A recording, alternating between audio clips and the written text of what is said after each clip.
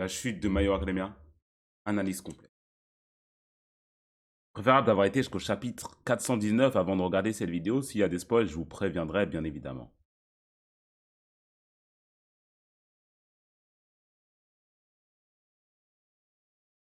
Hop. La miniature de fou, c'est Deku qui pleure, wesh.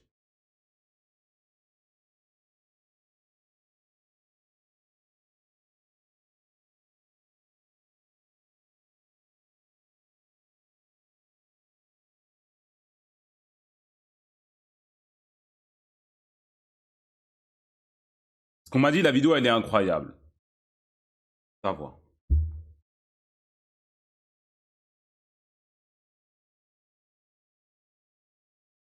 Ceci est avant tout une vidéo d'analyse. Il n'y a aucune volonté d'un potentiel manque de respect à l'égard de l'équipe qui travaille dur à la production de l'animé. Studio Boss, moi je vous baise.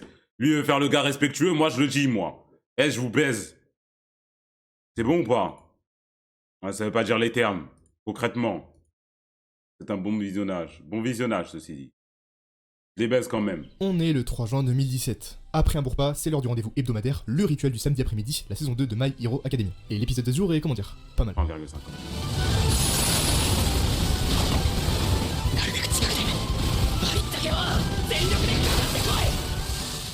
C'est cet épisode qui a placé MHA en tant qu'œuvre occupant une place tout particulière me concernant. Un épisode qui m'a fait devenir lecteur malgré moi et m'a fait suivre l'œuvre pendant des années. Et justement, après toutes ces années, parce que le manga va bientôt fêter ses 10 ans et dans la foulée se terminer, qu'en est-il désormais? Une question à laquelle malheureusement je trouve facilement réponse. Ce n'est plus pareil. Il y a eu un moment de scission, une rupture à partir de laquelle le manga va lentement faire perdre tout l'intérêt que je portais à la série au cours de ses débuts. Et c'est un sentiment qui est loin, mais alors très loin d'être que personnel. Moi aussi, oui, j'ai dû raccrocher mon... J'ai dû reposer mon chapeau de CEO. À partir d'un moment, je ne pouvais plus. Je ne pouvais plus.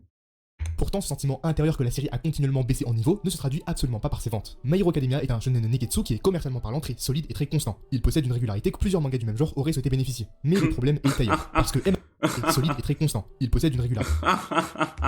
Ça m'étonne, ouais. Ça a sorti des graves et tout. Bénéficier. Ah mais ouais. le problème est ailleurs. Parce que MHA c'était le manga qui nous galvanisait avec des scènes ultra marquantes et des personnages bien écrits. Mais depuis quelques années, plus rien. Aucune scène, aucun combat ou aucun événement ne semble avoir eu un impact sur le manga comme c'était le cas avant. Et en plus de ça, la série se trouve désormais dans une position où chacun de ses choix scénaristiques. J'allais dire, moi, il y a un truc qui a marqué le monde entier. C'est le seul truc qui a marqué le monde entier depuis très longtemps sur MHA quand même. Ah, c'était les vraies choses. Produit un effet oscillant entre l'indifférence totale ou l'immense déception. Donc, comment d'une œuvre qui faisait autrefois l'unanimité ça, c'est un culte classique. pouvons-nous en observer la chute? La chute d'une histoire qui se dirige lentement dans une impasse.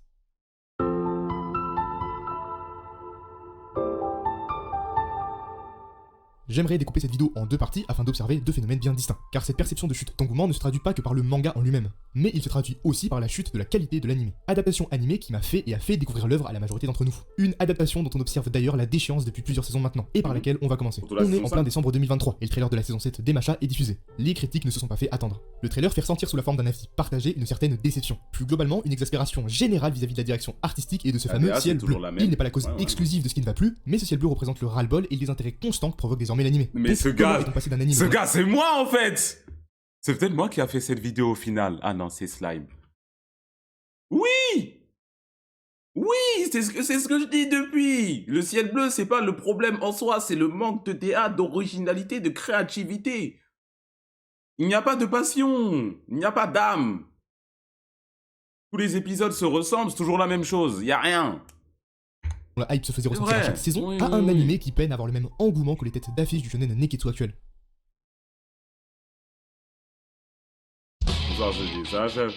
Les saisons 1, 2 et 3 sont ce que l'on pourrait considérer comme l'âge d'or de l'anime. Printemps 2016 sort la première saison d'MHA produite par les studios d'animation Bones, et c'est un gros succès. Pourquoi ça a autant marché? Déjà, ce que je considère comme le plus gros point fort de cette adaptation, c'est son rythme. Bones a décidé d'opter pour un format saisonnier, et c'est un choix ultra judicieux. Ça permet de condenser plusieurs chapitres en un épisode afin de coller au rythme du manga sans le rattraper. Alors que les animés fleuves, quant à eux, sont obligés de faire. Wouah, non, attendez, 2 secondes, je dois mettre pause à la vidéo, c'est une dinguerie de sucer comme as, wesh. Il s'est appelé Renji Senju. Il y a des gens ici, ils ont des pseudos de persos d'animé, vas-y, je les attrape pas non plus. Sasuke 7.5, tout ça, tu t'appelais Renji Senju, s'il te plaît. T'avais des noms de personnes à RP? Sérieusement? S'il te plaît, un peu de sérieux, je vais l'envoyer à Tayo. Attends, il est où? Merde, je le vois plus. Je l'ai envoyé à Tayo, ça.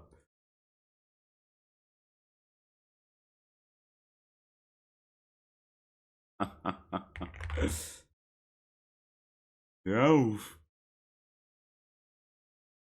Énormément de fillers ou d'adapter qu'un seul chapitre par épisode, ce qui entraîne énormément de longueur. L'anime des machas s'approprie donc le rythme ultra nerveux du manga sans forcément perdre en impact dans les moments d'émotion. On ne perd pas de temps et on enchaîne les moments marquants accompagnés d'excellentes musiques. Ce qui est d'ailleurs aussi l'un des plus gros points forts de cette adaptation. Yuki La bande son Hayashi, composée par Yuki sur la Hayashi bande donc montre son. que le compositeur des OST d'IQ. Les instruments et les mélodies utilisés ont vraiment cet effet grandiloquent de super-héros. Coupler ça avec des percussions ultra dynamiques et beaucoup d'électronique, ça donne la parfaite bande son pour un shonen de super-héros moderne. D'ailleurs, l'OST du Run deviendra iconique dans la Japanimation, gage de l'excellente qualité des OST. Un autre point qui a fait le succès Un peu d'adaptation, trop c'est bien utilisé. sûr son animation. Le format saisonnier ne permet pas qu'un meilleur rythme, mais il permet aussi d'avoir plus de temps pour avoir une meilleure animation. Et c'est ce qui va permettre notamment aux grands combats de la série d'entrer dans les mémoires. Et là, on pense à All Might contre le premier Brainless, Deku contre Shoto ou encore All Might contre le For One dans la saison 3. Les trois points qu'on a vus ensemble constituent déjà en soi une énorme plus-value comparée au format papier. À l'époque, en vrai, l'animation, c'était de la dinguerie, mais quand tu le compares aux trucs récents, ça... C'est plus haut niveau. C'est plus haut niveau. Tu vois, en 2017, 2018. L'anime est sorti quand? Il est sorti en 2018, non? Je sais plus. 2018, je crois. 2018, pour les standards de l'époque, ouais, l'animation, c'était lourd. Mais quand tu compares la saison 6 d'Emacha à la saison 1 de Chainsaw Man ou à la saison 2 de Jujutsu Kaisen, il faut... Enfin, il faut un peu revenir. Hein. Mais c'est la première saison. Mais ce qui est Il faut évoluer. génial, c'est que Bones va plus loin et décide d'apporter une plus-value au sein du scénario. Et dans ce cas, je pense surtout à la saison 2. Par exemple, malgré des limitations techniques rendant le Donc là, chara-design pour et par la même overall, ça occasion va. le rat de Stein Non. Non. Je vais te le dire simplement. Non. Parce qu'il y a cette narrative de, à l'époque, l'animation, elle était grave mieux, tout ça. Tu regardes la saison 4, il y a trop de problèmes d'animation, surtout. Quand t'as le combat, le million contre Overall, c'est un PowerPoint. Faut aller se faire voir un peu. Il faut se foutre de la gueule du monde.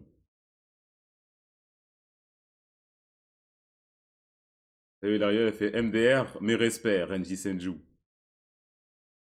Il a dit bonjour sensei. Dinguerie, tu sais.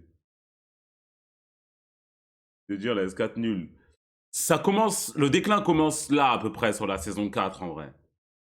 La saison 2, c'est la meilleure en termes d'animation, de DA, etc. C'est la saison 2, ça c'est sûr, sûr, sûr.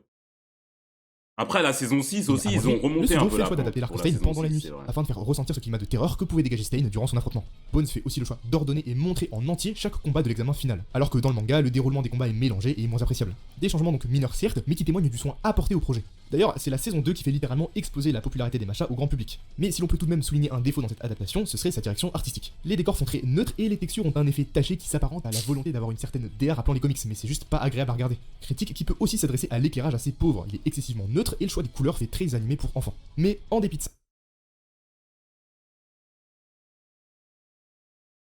T'as un filtre à mettre sur l'image pour la rendre 30 fois meilleure. Un seul filtre à mettre sur l'image pour rendre l'épisode 3 fois meilleur. Et ils le font jamais. Ils l'ont fait 2 fois. Ils l'ont fait à la fin de la saison 4 quand il y a Endeavor versus le Brainless. Classique l'épisode. C'est un classique épisode. Après, ils l'avaient refait récemment. Non, après, ils le font sur quelques scènes, en fait, un peu éparses, tu vois. Quand il y a All Might au tout début, il dit que dès qu'il peut être un héros, il change un peu, tu vois. Ils mettent le coucher du soleil orange. Ils ont fait pareil dans une autre scène entre All Might et Deku quand il lui dit qu'il va mourir. 2-3 petites scènes comme ça où ils mettent un petit ciel orange. C'est bon. ça, les 3 Les premières fois 2, je saisons comprends constituent pas. C'est en fond 1,5, abuse. l'âge d'or de l'anime, dont le pendant Un est peu pour moi lent, là, l'épisode même. 10 de la saison On 2 prend qui marquera les 1,5 fans de carrément. la série à tout jamais. Ouais, moi, non, il y a des vidéos YouTube, si je pouvais mettre en x3, je mettrais. Tu vois. En plus, ça, on met souvent pause. Au final, ça devrait faire 1h30 à peu près de stream, de toute façon. Mais la vidéo, le rythme, il est bon. C'est juste que moi, j'ai un cerveau de crack. J'ai beaucoup de mal à rester focus. Beaucoup de mal. On attaque la saison 4, et c'est la saison qui marque le point de rupture. La saison qui commence à montrer Ah bah les failles voilà, de ils disent ce l'adaptation que qui je vont dis. progressivement causer sa chute.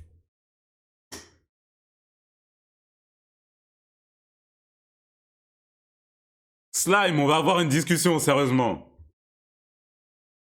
Fake react. Mais je le dis depuis des mois! Je le dis depuis des mois! Ça veut pas être fake react! Je le dis depuis... En plus, j'ai mis un commentaire, je lui ai demandé... Attends, il est où mon commentaire? Bla bla bla, je suis où?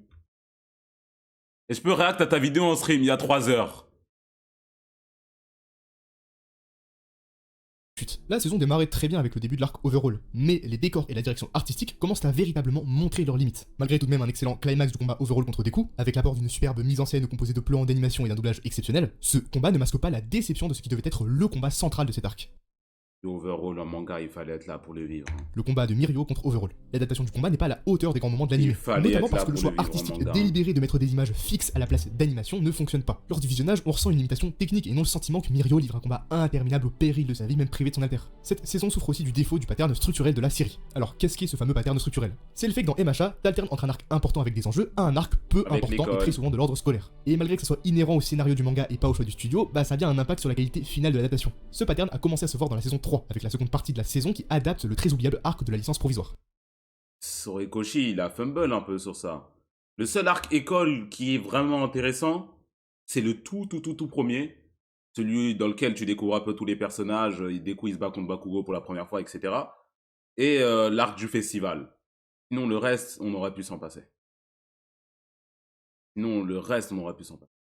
Pour ce qui est de la saison 4, ça sera l'arc un arc de transition qui ne dure que 6 épisodes mais qui paraît bien plus long. C'est d'ailleurs à partir de cette saison que la plus-value apportée par le studio pour moi ça c'était très bon pour le coup. Est moindre et on commence à avoir une certaine suffisance par rapport à la popularité de la série. Malgré tout, la saison va quand même finir sur une bonne note avec l'épisode 25. Un des tout meilleurs épisodes de la série absolument mémorable ayant juste la qualité d'un film d'animation. La saison 5, c'est la chute totale. On est sur ce qui est actuellement la pire saison de l'anime. Cette saison provoque un désintérêt total où l'on parvient même à se demander si l'adaptation qui était le meilleur arc du manga à l'époque. À ce stade-là, apporte vraiment quelque chose comparé au format papier. Enfin, si l'on peut parler d'adaptation et non de recréation. Parce que les changements vis-à-vis du scénario proposent une expérience qui, maintenant, dessert le spectateur. Déjà, les limites évidentes dont on avait parlé du cadre scolaire dans MHA sont justement encore plus mises en évidence avec l'arc de l'entraînement commun. Pourtant, la saison commence bien. L'animation est très bonne, on a du mouvement constant, la caméra bouge aussi beaucoup et l'ajout d'effets visuels est vraiment réussi. Les défauts majeurs de cet arc résident dans l'utilisation un peu abusive des flashbacks. Lorsque dans le format papier, Horikoshi ne met qu'une case pour rappeler un événement, l'anime remet quant à lui toute la scène en entière. Quelque chose qui prend du temps et ralentit le rythme. C'est pour ça qu'il y a plusieurs combats qui laissent le sentiment qu'ils auraient pu être écourtés et aller plus vite. Mais malheureusement, le pire est à venir, car le studio Bones a fait le terrible choix d'intervertir l'arc de My Villain Academia et celui de l'agence d'Endeavor. Et aucune raison officielle n'a été donnée jusqu'à maintenant. La théorie la plus probable soit que le studio voulait terminer sur un climax, ou encore que le film Heroes Mission qui se déroulait pendant l'arc Endeavor soit juste... C'est juste pour le film. C'est pas qu'ils ont interverti pour le film. Ils ont interverti, ils ont mis l'épisode filler de con aussi en bonus pour le film. Diffusé pendant celui-ci. Mais on va voir ensemble pourquoi ce choix est dévastateur. Déjà, l'arc Endeavor est l'un des pires arcs adaptés. Une chose qui va à l'encontre des standards initialement imposés avec la série, c'est que le rythme est mauvais. L'arc est artificiellement rallongé par des flashbacks incessants, qui sont d'ailleurs pour la plupart absents du format papier, mais bel et bien rajoutés délibérément par le studio afin de rallonger la durée de l'arc. L'exemple le plus criant est l'épisode 17 de la saison 5. Dans le manga, Endeavor entre dans son bureau et décode le message d'Hawks sur le livre qu'il lui a donné. Or, dans l'anime, on y ajoute l'intégralité du flashback de Shoto une énième fois, et en fait tous les moments de la famille Todoroki avec encore d'autres... Mais c'est juste que je ne parle pas dans le vide, en fait. Je dis des facts. Je suis pas le seul à l'avoir observé. Tous ceux qui regardent avec leur cerveau au lieu de sucer avec leur bouche l'ont vu. Qui prennent au total 5 minutes. C'est juste énorme. Et c'est bien le moment qui démontre un mauvais rythme couplé d'un rallongement artificiel. Mais qu'en est-il d'un des arcs les plus attendus en animé, My Villain Academia? Et j'ai envie de poser un certain contexte avant de parler de celui-ci. Lors de ma lecture du manga, MVA a été une vraie bouffée d'air frais. On suit les vilains du manga qui vont tous avoir leurs antagonistes et développer leurs personnages. Et juste après, ils ont fait encore mieux. Ironiquement leurs limites, symbole du plus ultra comme de véritables héros shonen. Les antagonistes d'MHA prennent alors une toute autre dimension. Les personnages prennent en substance, ils ont leurs idéaux, leurs origines et se battent afin de parvenir à leur fin. Et cela atteint son apogée lors du climax que nous livre Shigaraki, dans un éveil d'alter, symbole de l'éveil de sa conscience. C'est un consensus que cet arc est l'un des tout meilleurs arcs du manga. Et ça donne quoi en animé du coup?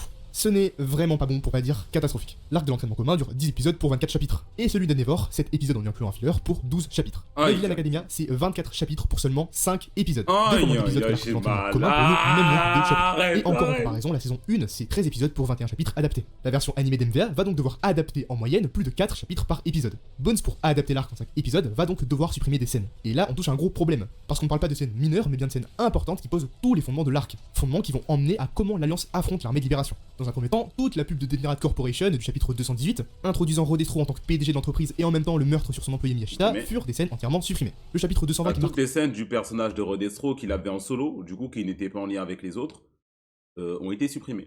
Voilà. Tout le personnage, en gros, il a été supprimé. C'était juste, on l'a mis là pour qu'il soit là pour se faire péter la gueule.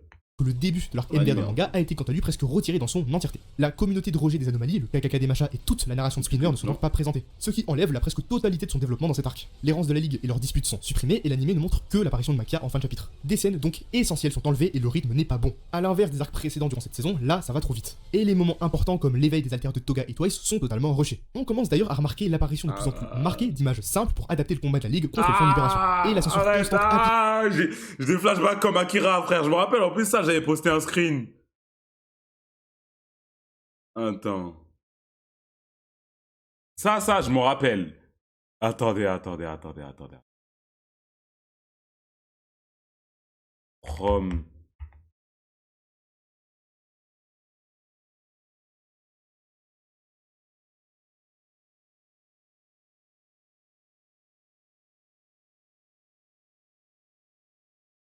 J'arrive pas à copier.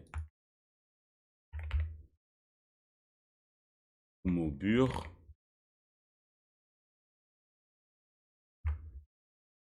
J'avais marqué quoi? J'avais mis papier bulle.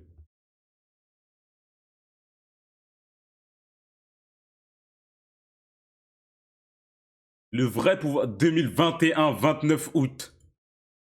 Le vrai pouvoir de Shigaraki, Decay qui se propage et déchique la chair et tout ce qui entre en contact. Une grosse évolution super importante pour Shigaraki. Devinez ce qu'on en a fait dans l'animé. 2 frames PowerPoint et un bruit de papier bulle.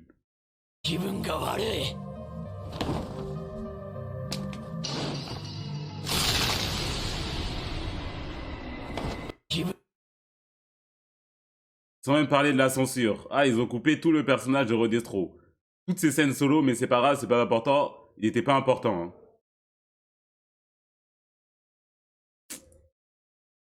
Et la censure constante appliquée aux événements de l'arc vont pas aider et vont faire perdre tout le changement de ton qu'avait apporté Horikoshi. MVA marque une scission dans l'univers des machas par son revirement de tonalité. C'est à partir de ce moment-là que l'histoire se veut bien plus sombre, en montrant toutes les dérives de la société para-humaine. Mais dans l'anime, la censure est telle que lors du combat contre Rodestro, déjà meilleur sur le papier, Shigaraki ne perd même pas ses 2 doigts qu'il perd initialement pendant l'affrontement. Ce que je critique ici n'est pas la censure en elle-même, qui est inévitable dans l'adaptation animée, mais sa dimension abusive. Surtout quand celle-ci est mal équilibrée. Comment refuses-tu de nous montrer 2 doigts perdus lors d'un affrontement, mais d'un autre côté nous montrer les morceaux d'un chien décapité baignant dans son propre sang dans l'épisode suivant? Après le rythme et la direction artistique, c'est donc bel et bien la censure qui vient enterrer définitivement tout l'attrait de l'arc MVA. Et tout part de ce choix d'avoir interverti les arcs. C'est le grand problème de cette saison 5. L'inversion des arcs Endeavor MVA a été un échec. Pire que d'apporter une plus-value, il gâche l'un des arcs les plus attendus de la série. Cette inversion aurait pu apporter un côté énigmatique sur les événements de Deika, afin de rendre le climax encore plus impactant. Mais l'animé fait le choix de juste spoiler les événements en montrant hors contexte ce qui devait être l'un des plus grands retournements de situation de la série. À savoir que la Ligue des Vilains dispose désormais d'une armée pouvant renverser le pays. Et je rappelle que l'arc Endeavor en enlevant un filler a plus d'épisodes qu'MVA, alors que sur le papier, MVA a 2 fois plus de chapitres. Au bout du compte, l'arc de l'agence Endeavor est rallongé artificiellement et celui d'MVA est raccourci. Et c'est ce qui cause le mauvais rythme de la saison. Tout cela accompagné d'une censure importante et d'une direction artistique qui ne cesse de lasser le spectateur.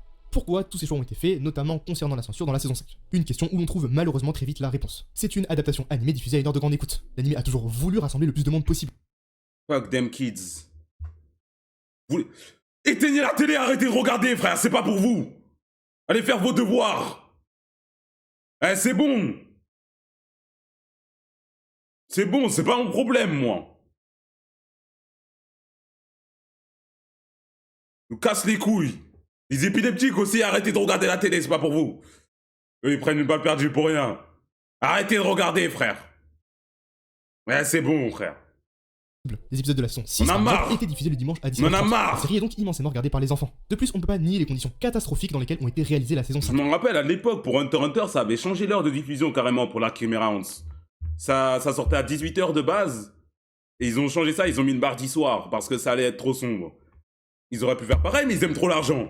Les conditions Covid et le rythme calamiteux ont grandement impacté cette saison. L'exemple parfait a été le layout de l'animateur Vincent Chanzard, découvert sur les réseaux sociaux. Un layout qui adapte une scène de manière ultra qualitative, mais qui dans son rendu final est largement en dessous de celui-ci, parce que, dû aux contraintes de temps et aux mauvaises conditions, le layout n'a pas pu être conservé. Et bah on ne peut rien y faire, il ne faut pas et on ne peut pas dénigrer le travail de Bones. En fin de compte, une adaptation animée est un florilège de contraintes qui se répercutent sur le matériel adapté. Et c'est ce qui va peu à peu causer la chute de cette adaptation. Alors que le manga évolue, change de tonalité, de style graphique se voulant plus sombre, accompagné du trait détaillé d'Horikoshi, l'animé, quant à lui, n'évolue pas. Il reste sur la formule de ses débuts sans jamais rien changer, et maintenant sans apporter la plus-value qu'il apportait autrefois. Et ce sentiment de suffisance est mis sur la table parce que la direction artistique est la même que celle de la saison 1. L'éclairage, les couleurs et les chara-design ne matchent juste plus avec l'énergie du manga. Pour conclure avec une animation qui paraît déjà pauvre, la saison 5 n'a aussi aucun moment marquant. C'est la saison qui provoque désormais un désintérêt concernant l'animé. Pour ma part, ça a été la J'allais saison... dire en plus, depuis la saison 5, il n'y a pas eu de moment MHA, tu vois. Il n'y a pas eu de moment MHA comme on avait à l'époque, alors qu'il y aurait dû y avoir. Le moment où Shigaraki prend le contrôle de la ligue, ça aurait dû être ce moment MHA, tu vois. Dans la saison 6, Deku versus Shigaraki, ça aurait dû être ce moment MHA. Mais bon. Définitive pour l'intérêt que je portais à cette adaptation. C'est à partir de la saison 5 où l'on commence à ne plus trop entendre parler de l'animé des machins, alors que ce n'était absolument pas le cas il y a 2 saisons de ça. Même la saison 6, elle était bien adaptée, hein. Pour le coup, ça va, je trouve. Mais les moments qui devaient être le mieux adaptés ne l'ont pas été, je trouve. Et en plus de ça, vu qu'il y a eu la saison 5 juste avant, le déclin d'intérêt, c'est dur de rattraper des personnes. Tu vois, il y a beaucoup de gens, à la saison 5, ils ont dit, bah écoute, ça pue sa mère, je vais pas regarder. Ou, ah bah c'est devenu nul, du coup maintenant tout va être nul. Je vais rapidement passer sur la saison 6 et elle va m'aider à conclure le pourquoi du comment l'anime de My Hero Academia n'est juste plus ce qu'il était. Déjà, la saison 6 relève le niveau comparé à la saison précédente. Elle rectifie le tir dans certains aspects, notamment en incorporant des scènes initialement supprimées dans la saison 5, mais aussi en enlevant les 2 doigts que Shigaraki était censé avoir perdus. Plusieurs moments sont aussi très bien adaptés. Et je pense à l'affrontement de Mirko sous l'hôpital de Baku ou encore le combat de Deku contre Lady Nagant. Pourtant, ça ne suffit pas pour cacher les limites de l'adaptation. Les planches complexes du manga ne sont plus que représentées par des images fixes. Et c'est dommage de dire qu'il n'y a plus l'apport d'une mise en scène afin d'apporter un véritable plus au format papier, quand on a le sentiment de voir des planches qui sont juste colorées. De plus, à ce stade-là, l'ADA dessert l'impact de plusieurs scènes du récit. Et l'exemple le plus criant se situe à la fin de la guerre. C'est une catastrophe, des quartiers entiers sont engloutis, des habitants sont morts, ensevelis sous les ruines, gravement blessés, et les héros ont échoué leur mission. Mais l'anime n'arrive tout simplement pas à retransmettre cette énergie. Et cette critique s'applique. Mirio avec son BBL en pose Yamcha. C'est tout ce qu'on voit, frère. Aïe, aïe, aïe. Et cette critique s'applique aussi pour l'affrontement des héros contre Shigaraki, où la censure va drastiquement réduire l'impact Très beau pull, ceci dit. Très beau pull. de l'affrontement et drastiquement amoindrir la patte graphique si marquée qu'Horikoshi avait donné dans son manga. Globalement, l'adaptation animée des machas n'est pas une mauvaise adaptation, mais l'engouement autour de la série n'est juste plus le même qu'autrefois. L'animé, depuis ses débuts, n'a pas changé en soi. Mais c'est là qu'est tout le problème. Il n'a pas changé. Alors que quant à lui, le manga a évolué, que ce soit graphiquement ou dans sa tonalité. Cette stagnation exaspère et prend forme sous la critique de ce fameux ciel bleu, qui est utilisé depuis bien trop de saisons maintenant. Le travail d'éclairage de la série est pauvre. On a constamment la sensation de se trouver en plein milieu de l'après-midi. La communauté avait critiqué l'adaptation de la planche où Midoriya quittait Yue, préférant la version de celle-ci dans l'opening 11. Pourtant, ce moment se déroule bel et bien en pleine journée sous un ciel dégagé. Mais c'est ce ciel bleu générique, utilisé à un moment où l'histoire prend un tournant, où l'on change littéralement de saga qui énerve. Et la saison 7 du peu qu'on a, préférant la version de Ça a du flow quand même, comment ils ont fait ça sous la pluie et tout. celle-ci dans l'opening 11. Pourtant, ce moment se déroule littéralement de saga qui énerve. Et la saison 7, du peu qu'on a vu, va souffrir du même problème. Est-ce qu'on ressent vraiment l'effondrement de la société para-humaine? Est-ce qu'on aperçoit véritablement les ruines des bâtiments? Du coup, là, la saison 7, est-ce que c'est vraiment vrai ou va y avoir 4 épisodes filler là? Les 4 premiers, ça va être des épisodes récap? Il y a déjà eu en plus. Parce que l'éclairage et le choix de couleurs se trouvent être le même que celui du tournoi de Yue. Les décors creux de la saison 1 sont les mêmes que ceux de la saison 7. Quand on voit le film Heroes Rising, on est témoin de tout le potentiel des machas avec de véritables arrière-plans détaillés et un éclairage bien plus travaillé. Tout comme les arrière-plans d'autres animés bien plus qualitatifs. Parce que oui, l'animé souffre aussi d'une chose dont on n'a pas encore parlé jusque-là. Il souffre bien évidemment de la comparaison évidente avec les productions animées ultra populaires de ses confrères, Demon Slayer ou encore Jujutsu Kaisen. Des productions ultra qualitatives qui dans les deux cas subliment. Là, je vais regarder la saison 7 des machas, je vais la comparer à la saison 2 de Jujutsu Kaisen. Je vais vouloir m'égorger devant Studio Bones. Je vais aller jusqu'au Japon, je vais prendre mon billet, je vais m'immoler devant chez eux. C'est ça qui va se passer, c'est ça le problème. Sur Naruto RP, bien évidemment. Sur Naruto RP, je vais aller chercher leur map, hein, et ça va aller trouver là-bas pour faire les choses. Le matériel ils vont pas comprendre. Avec une excellente animation. Qu'est-ce qu'il faut ce noir? Mais ce noir, il en a gros sur le cœur. En conclusion, l'anime n'est pas une mauvaise production en soi, mais sa chute est bien réelle et elle s'explique par plusieurs facteurs. Diffusé à une heure de grande écoute et ayant pour objectif de rassembler le plus de monde possible, l'anime ne change jamais sa direction artistique. La censure importante retire le virage sombre qu'Horikoshi voulait montrer dans son manga. L'anime stagne, n'est plus aussi poignant dans sa mise en scène que lors des premières saisons, et la comparaison d'anime d'une qualité bien supérieure diffusée au même moment enterre l'engouement que l'on portait autrefois à l'annonce d'une nouvelle saison. Selon moi, le manga depuis la saison 5 est définitivement supérieur à la production animée, ce qui n'était pas le cas dans ses premières saisons. Et c'est en fait Par-check. Par-check.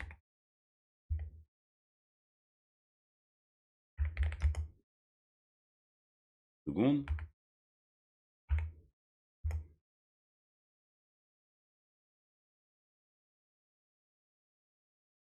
Comment on passe de sublimer un manga à être moins bien et faire le strict minimum, j'en ai mal au ventre. Saison 2, du coup quand Stein il arrive, ça a mis un background rouge, lune de sang, tout ça, c'était stylé de baiser. Shigaraki. Ouais. Ouais. ça la vraie raison de la chute de l'anime. Il n'apporte désormais aucune plus-value au manga. Si l'on revient sur les points forts de l'adaptation animée des machas dans son âge d'or, on peut voir que le seul point fort qui est resté constant sont bien et bien les OST. La hype, Yuki l'engouement Hayashi. et le plaisir devant Midoriya contre Shoto animent maintenant un doux parfum de nostalgie, marquant une époque révolue lorsque l'anime était encore au sommet de son art. Mais en fait, il y a une phase décalée. L'animé, il était au top, franchement. Il est devenu de moins en moins bien à partir de la saison 4. Ok, pourquoi pas.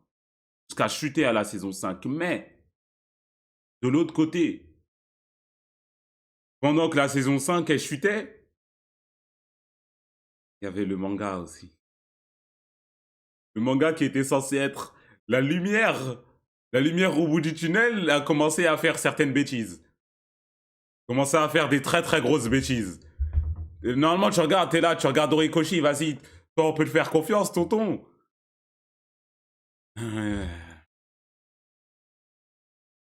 Assez parlé de l'anime. Maintenant, qu'en est-il du manga? Sauf pour le cas du pattern structurel alternant entre arc avec enjeu et arc scolaire, la chute de l'anime ne s'expliquait pas à cause du scénario, mais grandement à cause de tous les problèmes techniques et des choix artistiques délibérés du studio. Et pourtant, actuellement, le manga de My Hero Academia, qui touche d'ailleurs à sa fin, a perdu tout ce qui a fait de lui une œuvre ultra populaire. Plus globalement, le manga a perdu tout ce qui faisait que c'était une bonne histoire. Sauf un passage à vide avec l'arc de l'entraînement commun, le manga a eu une très bonne lancée avec un enchaînement de 3 arcs très solides. L'histoire a disposé d'un second souffle avec l'excellent arc MVA, puis enchaîne avec l'arc Endeavor qui, de tout ce que j'ai pu dire sur son adaptation animée, reste sur le format papier un bon arc. Et pour clôturer cette bonne lancée vient l'arc de la guerre, dont on va d'ailleurs en reparler plus tard. Parce qu'à partir de ce moment, après plus d'une centaine de chapitres, il n'en reste qu'un sentiment de déception. Parmi plus de 100 chapitres, il n'y en a qu'un seul qui m'a fait hausser des sourcils après des années d'indifférence. Et on en est à la bataille finale, une bataille finale qui d'ailleurs, comme beaucoup de monde, ne me galvanise absolument pas. Pire que ça, la majorité des combats dans le... Comment il y a un combat entre Deku et Shigaraki final?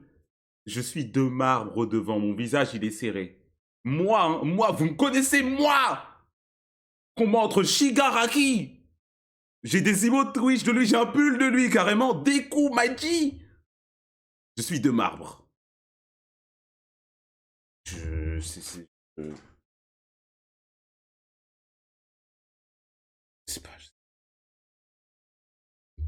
Le premier tir du manga semble avoir une charge émotionnelle bien plus importante que le combat final de la série. Pourquoi? Parce que My Hero Academia a perdu son identité, parce qu'il a perdu ce qui faisait sa force. Et c'est ce qu'on va voir, le moment où My Hero Academia va commencer à doucement s'effondrer en tant que manga. Si dans notre cas, la saison 4 symbolisait le point de rupture à partir de laquelle les attentes concernant l'anime ont doucement chuté, jusqu'à atteindre la fameuse saison 5, qu'en est-il du format papier? Quel est le moment qui symbolise un tournant dans l'histoire, qui symbolise une scission par rapport à la qualité initiale du manga? Ainsi, après le point de rupture de la saison 4 pour l'anime, c'est bel et bien l'arc de la guerre de libération du paranormal qui représente le moment décisif, le moment où nous pouvons... Est-ce que je peux me dire ce qui s'est passé le chapitre juste après? Enfin, ne dis pas dans le chat. Mais tu sais très bien ce qui s'est passé dans le chapitre juste après. On sait très bien ce qui s'est passé.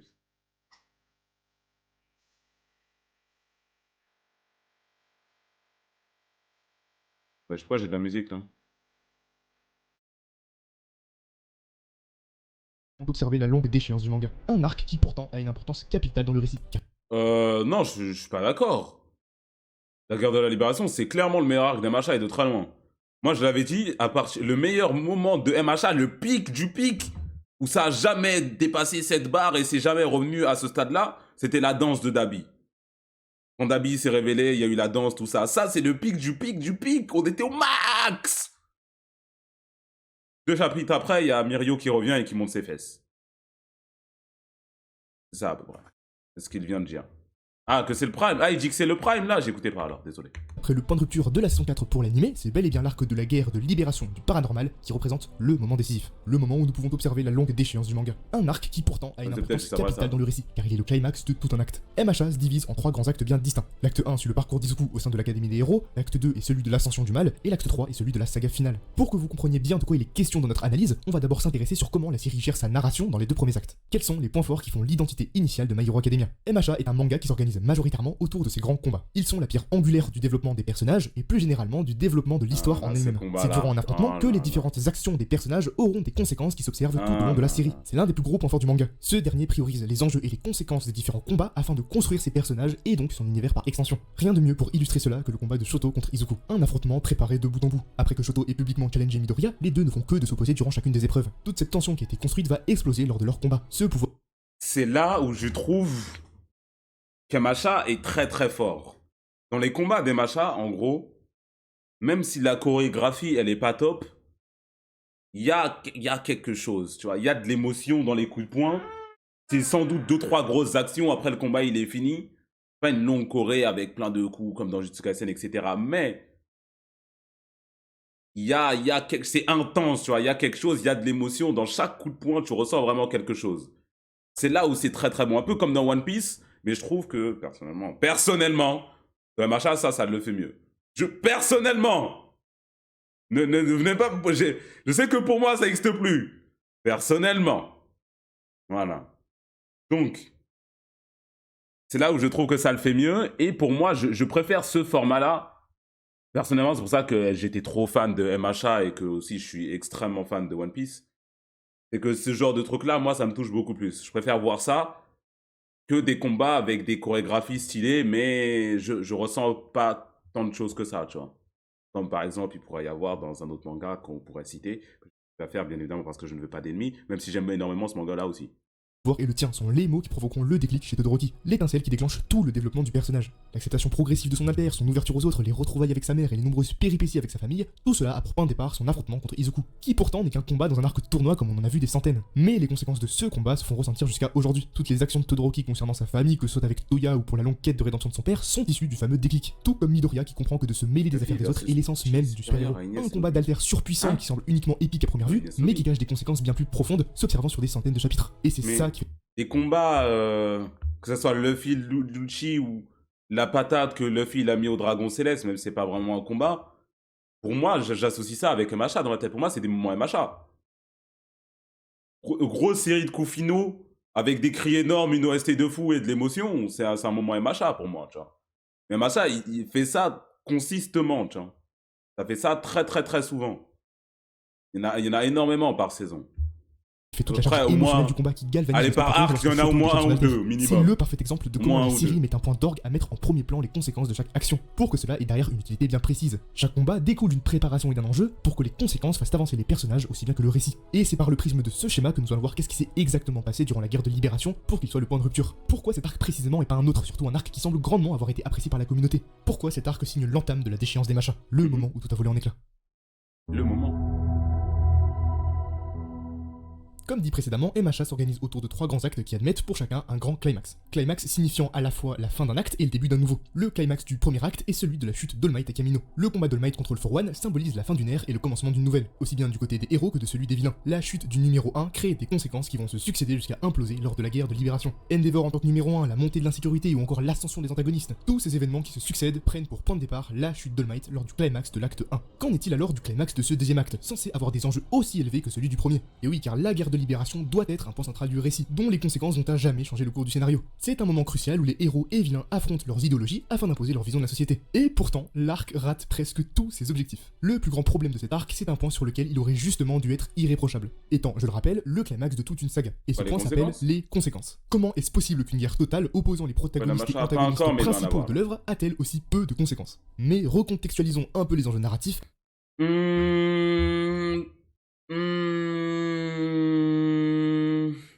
Je vois où il veut en venir, et je vais dire que je suis un peu d'accord. Mais ça, c'est pas un problème qu'il y a avec l'arc en soi, parce que l'arc en soi a fait tout ce qu'il faisait bien, mais c'est dans ce qui se passe après. Dans ce qui se passe après, moi, quand j'avais dit tout à l'heure où c'était le moment du coup d'arc des coups par ces moments-là, Et normalement, la société dans MHA, le Japon, tout est censé être détruit, c'est censé être apocalyptique, c'est censé être le bordel. Mais le problème dans les arcs d'après, c'est que c'est trop rushé et que tu le vois absolument pas, ça. Écoute, tu le vois en vigilante pendant un chapitre. J'abuse un peu sur les un chapitre, mais tu le vois en vigilante pendant un chapitre. Après ça, ils reviennent à l'école et boum, l'autre guerre, elle commence direct après, tu vois. T'as pas le temps de vraiment comprendre, d'avoir toutes les conséquences en face de tes yeux. Tu peux pas juste nous faire une scène avec une meuf qui a une tête de renard et un gros cul et nous dire, ah bah c'est l'apocalypse, c'est bon, on a tout vu, tu vois. Ce n'est pas possible.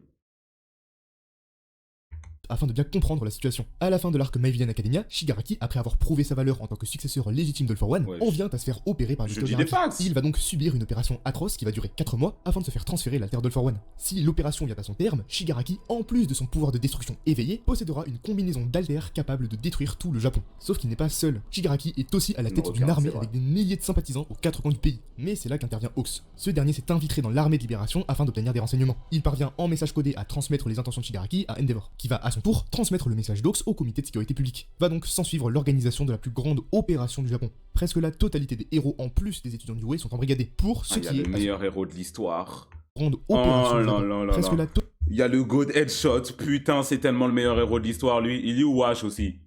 Il est même pas là, Wash.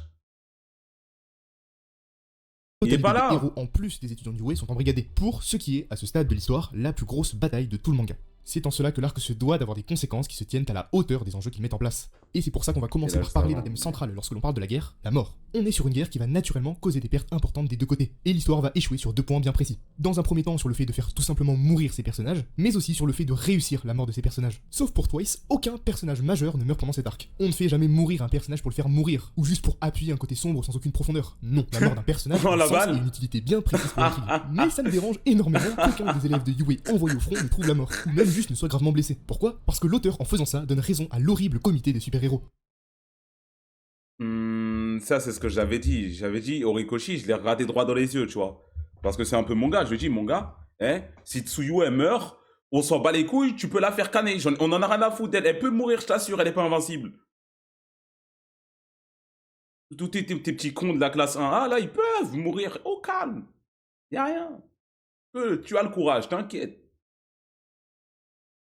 Si, tu sais, le comité que tu critiques juste après avec le personnage de Lady Nagant. Pire encore que tu critiques juste avant parce que ces derniers envoient des lycéens en tant que chair à canon dans une des opérations les plus dangereuses de tout le pays. Mais tous s'en sortent indemnes et les criminels les plus dangereux du pays se font devancer par des apprentis qui sont encore au lycée. On a donc la douce impression que les protagonistes évitent la mort sans aucun problème. Et s'il y a bien un personnage qui aurait dû mourir et qui est toujours vivant, c'est bien Grand Torino. Et là, c'est juste indéfendable. L'un des personnages les plus vieux du manga se fait littéralement perforer les poumons avec une puissance équivalente à celle de Might et il réussit de manière incompréhensible à survivre. Le pire dans tout ça, c'est que le traitement de son personnage après la guerre est celui Non, franchement, Horikoshi, il est trop fan de One Piece, hein. Il prend les bonnes choses et les mauvaises, carrément. un personnage mort. Il prend Dans un tout. premier temps, Deku porte sa cape en guise d'hommage, puis après, on n'a juste aucune nouvelle de lui et il ne participe pas à la bataille finale. Alors que jusqu'ici, il a participé à toutes les opérations d'envergure nationale. Donc, pourquoi faire survivre miraculeusement un personnage si c'est pour lui donner le traitement d'un personnage décédé et donner aucune nouvelle de lui juste après? Au final, la seule mort d'un personnage un tant soit peu important qu'on connaît côté protagoniste est la mort de Midnight. Et elle est le parfait exemple de comment l'arc échoue sur les deux points précédemment évoqués. Mort off-screen. La mort de Midnight est en soi une mort assez pathétique. Elle est tuée par des vilains un peu importants et sa mort s'étale sur 4 petites cases. À ce niveau-là, on dirait que c'est fait exprès que sa mort soit minimisée ainsi. Et on pourrait le croire. Croire que la manière dont elle meurt dépeint la manière dont chaque soldat peut mourir en guerre. Croire que le manga expose le fait que tout personnage peut avoir une mort pathétique et aussi mourir de n'importe quelle manière en temps de guerre. On pourrait le croire. Sauf que ce n'est pas le cas. Surtout quand après l'auteur essaie de nous faire ressentir le poids de sa mort avec une scène montrant la détresse des élèves face au cadavre de leur professeur. Mais là encore, ça ne fonctionne pas. Pourquoi? Parce qu'on ne s'est jamais réellement attaché à Midnight. Et qu'en plus de ça, la manière dont le personnage meurt enlève toute l'émotion que l'on pourrait éprouver face à la situation. L'exécution de sa mort est ratée. Mais l'échec de cette mort ne s'arrête pas seulement à son exécution sur le moment, mais aussi sur ses conséquences d'après-guerre. On a toute une page pour nous montrer l'effroi des étudiants face au corps meurtri de leur professeur. Et pourtant, on n'a jamais senti une quelconque séquelle post-traumatique du côté des élèves. Pire encore, la mort de Midnight ne semble avoir aucune conséquence sur ses propres amis. Dans le spin-off Vigilante, une série supervisée par Horikoshi, on apprend que Midnight est amie avec Aizawa et Present Mike depuis le lycée. Et elle était aussi proche de Shirakumo, vous savez, l'ancien ami décédé d'Aizawa, auprès duquel ce dernier fond en larmes face à Black Mist. Eh bah vous voulez voir sa réaction face à la mort de Midnight? その結果がこれかよ。加山先輩までなんで。言うな山田。それより生徒たちは Bon bah ok. Donc en dehors de la mort d'un personnage à l'importance discutable même pour ses proches, on a constamment l'impression qu'absolument tous les personnages sont protégés par le scénario. Mais l'arc échoue globalement dans tous les aspects relatifs aux conséquences. Et ce même pour les graves blessures. Aizawa qui s'est coupé une jambe et a perdu un œil, Monoma est là pour ça. Mirko qui perd un bras et une jambe, des prothèses technologiques. Ouais, ça sert à rien de perdre des membres dans les machins pour le coup. C'est pour ça que même ce qui s'est passé avec le personnage principal là, je me suis dit, ouais, de toute façon, ça va lui mettre une prothèse ou un truc de merde comme ça change. Ultra puissantes sont là pour ça. Le dos de Hawks est entièrement brûlé et l'histoire sous-entend qu'il ne pourra plus jamais voler vu l'état de ses blessures. Des prothèses technologiques ultra puissantes sont encore là pour ça. Et le pire reste le cas de Midoriya. Dans le chapitre 84, après son combat contre Muscula, Ah oui, quand ça dit, ouais, cette fois-ci les blessures elles sont externes. La dernière fois c'était interne, du coup ça va, ça s'équilibre.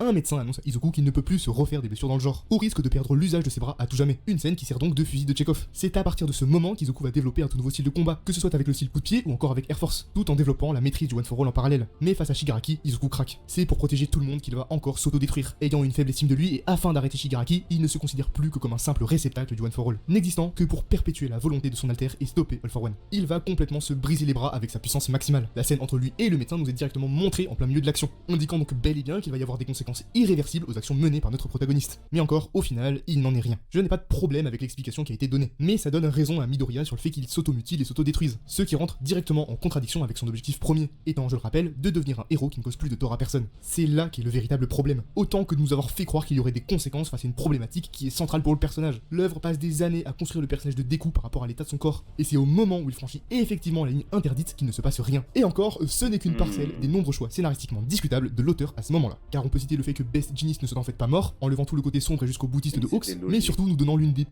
vois, dans vos messages, à partir du moment où tu vois le mot logique, c'est le moment où j'arrête d'écouter. Parce que logique, ça veut pas dire que c'est bon. En fait, ça veut rien dire. C'est de logique, oui, et donc. Et donc.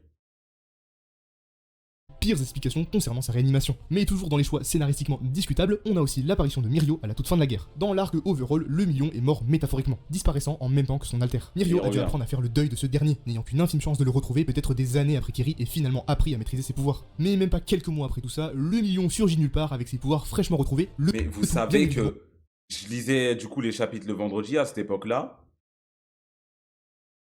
J'ai lu le vendredi, c'était le vendredi après-midi. Dans la minute où il est sorti, je l'ai lu en anglais carrément. Mais je vous jure, j'ai cru que c'était fake. Je vous jure, j'ai cru que c'était fake. J'ai lu le chapitre, je me suis dit, mais attends, comment ça? Je suis allé vérifier sur un autre site. Et sur un autre site, après, je me dis, ah mais non, c'est vraiment vrai du coup. Retrouver le tout, bien évidemment, expliqué avec un flashback de 3 pages. Et ça, c'est exactement représentatif du nouveau style d'écriture d'Horikoshi dont on va reparler plus tard. Parce qu'avant, il faut bien sûr parler du choix le plus scénaristiquement controversé de l'arc. Ça. All for One qui prend possession du corps de Shigaraki. L'un des thèmes principaux du manga est la succession, le passage de flambeau. C'est l'essence même de l'alter du One for All, mais aussi l'essence même de ce qui s'est passé à Kamino. All Might doit passer le flambeau à son successeur, tout comme All for One doit passer le flambeau à Shigaraki. Mais ce passage de flambeau est effectué bien trop tôt. Izuku et Tomura ne sont pas encore prêts. Tout l'acte 2 va voir grandir notre héros dans sa conception de l'héroïsme, et il en va de même pour Shigaraki. L'arc MVA, qui est un arc juste avant celui de la guerre, permet à Shigaraki de passer dans une toute autre dimension. La découverte de ses origines et l'éveil de son alter permettent à son personnage de prendre en profondeur, mais c'est surtout ce qui lui permet de prendre la place d'antagoniste principal du manga. Parce qu'on a vu Shigaraki grandir, passer d'un vilain imbu de sa personne à un véritable leader libéré des chaînes de son mentor. On a pu être témoin de l'ascension de ce qui est devenu l'un des personnages préférés de la communauté. Alors pourquoi All for One doit prendre la place d'antagoniste principal? Pourquoi tout doit s'expliquer par ce personnage, jusqu'à même les origines de Dabi? Dans l'arc final des Machas, tout converge vers le fait de tuer ce type pour retrouver la paix. Tout doit aller dans le sens où il faut simplement le tuer pour avoir l'happy ending, alors que ce n'est pas censé être le cas. Le problème d'All for One en tant que vilain principal, c'est qu'il c'est Aizen, mais on a compris que c'était Aizen en fait. Il y a tout qui revient à ce personnage tout le temps en boucle. Aizen, j'ai dit Aizen carrément, All for One. Il se passe un truc dans un machin, ah bah c'était All for One à la base, ça. Ah, Overall, il était petit dans une... Ah bah c'était All for One.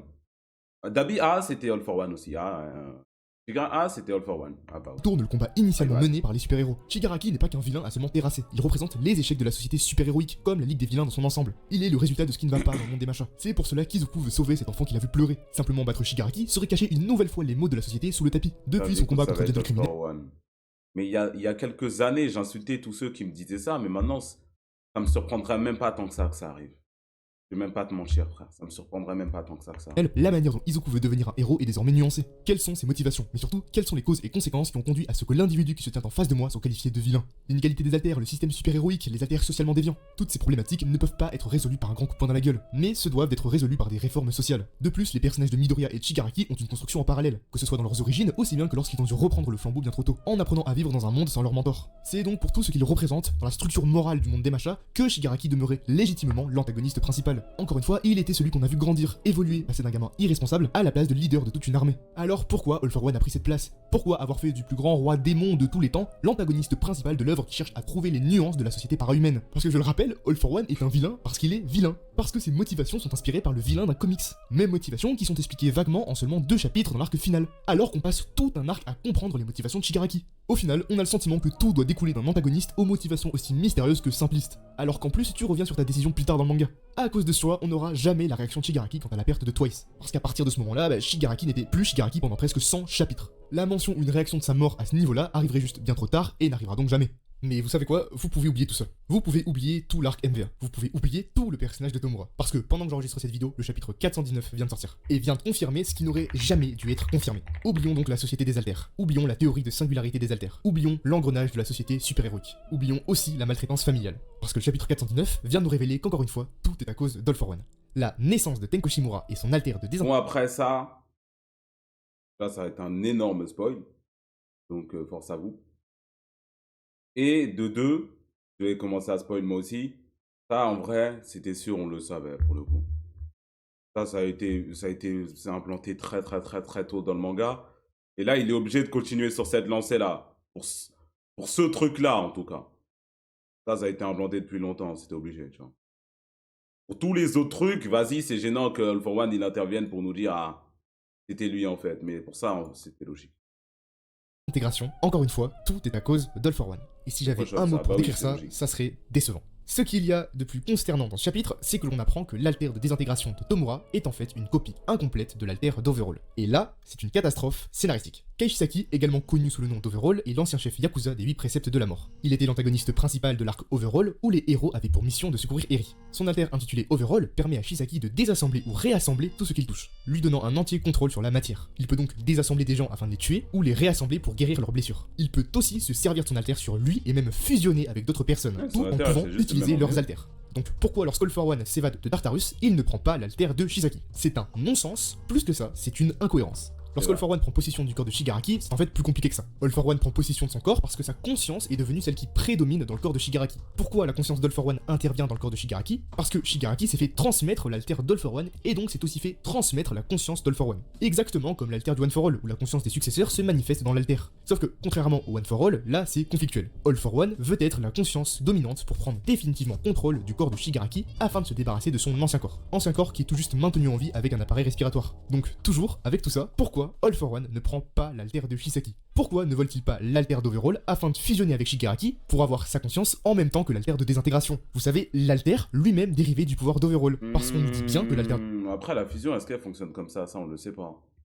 de Tomura, c'est l'alter d'Overall, mais que la partie où l'alter peut désassembler la matière. C'est donc décevant et stupide. All for One, c'est l'antagoniste qui, en même temps de ruiner le développement de tout un personnage, ruine en fait tout l'univers du manga. Ce qui était censé être un profond problème sociétal, une remise en question du super-héros, c'est encore et toujours le grand méchant All for One. L'arc MVA n'a donc servi à rien et tout commence à partir du chapitre 286, pour l'une des pires décisions qu'Horikoshi ait pu prendre jusque-là.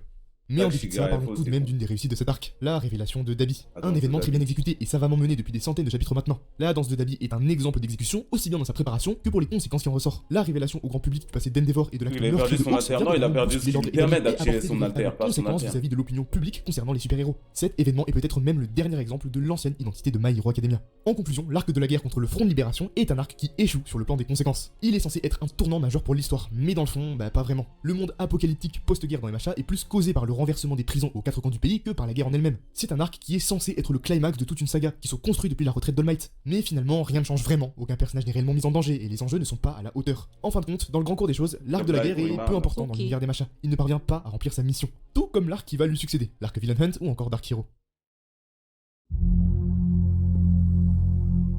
Alors, jusqu'ici. Là où tu te rends compte qu'ils aiment trop l'argent et le caca, frère. Là, ils sortent un film des machas, ils vont juste mettre un All Might 2 parce que les gens ils aiment bien All Might et c'est stylé, au lieu de nous faire un film, ils nous montrent le parcours de Deku en tant que vigilante. Si le problème de la guerre en tant qu'arc était surtout dû à sa finalité, All et Might, pas mais dû vraiment méchant, au moment c'est en lui-même, qui disposait de plusieurs fulgurances avec Mirko contre les Brainless, Deku contre Shigaraki, ou encore la fameuse danse de Dabi. Mais dans MHA, à partir de Villain Hunt, le problème se situe maintenant, au début, au milieu et à la fin. Et on va voir pourquoi. Villain Hunt, c'est le premier arc de la saga finale des MHA, et il introduit le nouveau rythme qu'Horikoshi met en place, qui, au passage, abandonne définitivement l'identité initiale du manga. MHA doit se finir, du coup Ouais, il a rush la fin de son manga, ouais. Il a skip, il a tout skip. Et tout ce qu'il devait mettre avant, il s'est rendu compte qu'il pouvait pas le skip. Du coup, au final, il fait la scène et après, il fait un petit flashback. Ah, en fait, ça, c'est arrivé plus tôt. J'avais oublié de le mettre plus tôt, mais du coup, je le mets maintenant. Petit flashback, la team. Il n'y a plus rien de on va vite, setup, il n'y a trop plus rien. vite, frère. tellement vite que tout ce que l'arc est censé aborder n'est juste pas abordé. Izuku quitte Yue et fait désormais équipe avec le top 3 afin de débusquer les évadés de Tartarus et trouver All for One. L'arc doit donc censé traiter le personnage d'Izuku plus en profondeur, sa psychologie et l'apprentissage de ses nouveaux alters. Mais en même temps, l'arc doit aussi aborder comment la société s'effondre depuis le renversement des prisons. Mais Villain Hunt réussit l'exploit de sous-traiter tous les éléments que je viens de citer, parce que ça va trop vite. Dans un premier temps, on est censé aborder l'effondrement de la société super-héroïque, donc l'effondrement de tout un système. Mais l'arc ne dure que 22 chapitres. En comparaison, on a passé plus de 200 chapitres à observer les conséquences de la chute d'All Might. All for One fait chuter les prisons les plus dangereuses de tout le pays. Alors, pourquoi le manga ne montre seulement que 2 combats contre les évadés de Tartarus? C'est censé être le chaos partout dans le pays, et Midoriya n'affronte que 3 vilains. Le combat contre Muscular est expéditif, il est bouclé en un chapitre. Le combat contre le Dictateur n'est même pas un combat, Bakugo termine l'affrontement en une explosion. Et le seul véritable combat que cet arc a pu nous livrer est celui d'Izuku contre Lady Nagant. Et encore, Izuku ne semble pas avoir eu tant de mal que ça, et vient à bout assez rapidement de cette dernière en maîtrisant déjà tous les alters des successeurs. D'ailleurs, parlons-en. Parlons du traitement de Deku à partir de l'acte 3. C'est simple, l'arc Villain Hunt retire toute la proximité qu'on avait avec lui. Pourquoi? Parce que directement rentré dans cet arc, Midoriya maîtrise déjà tous les alters des successeurs.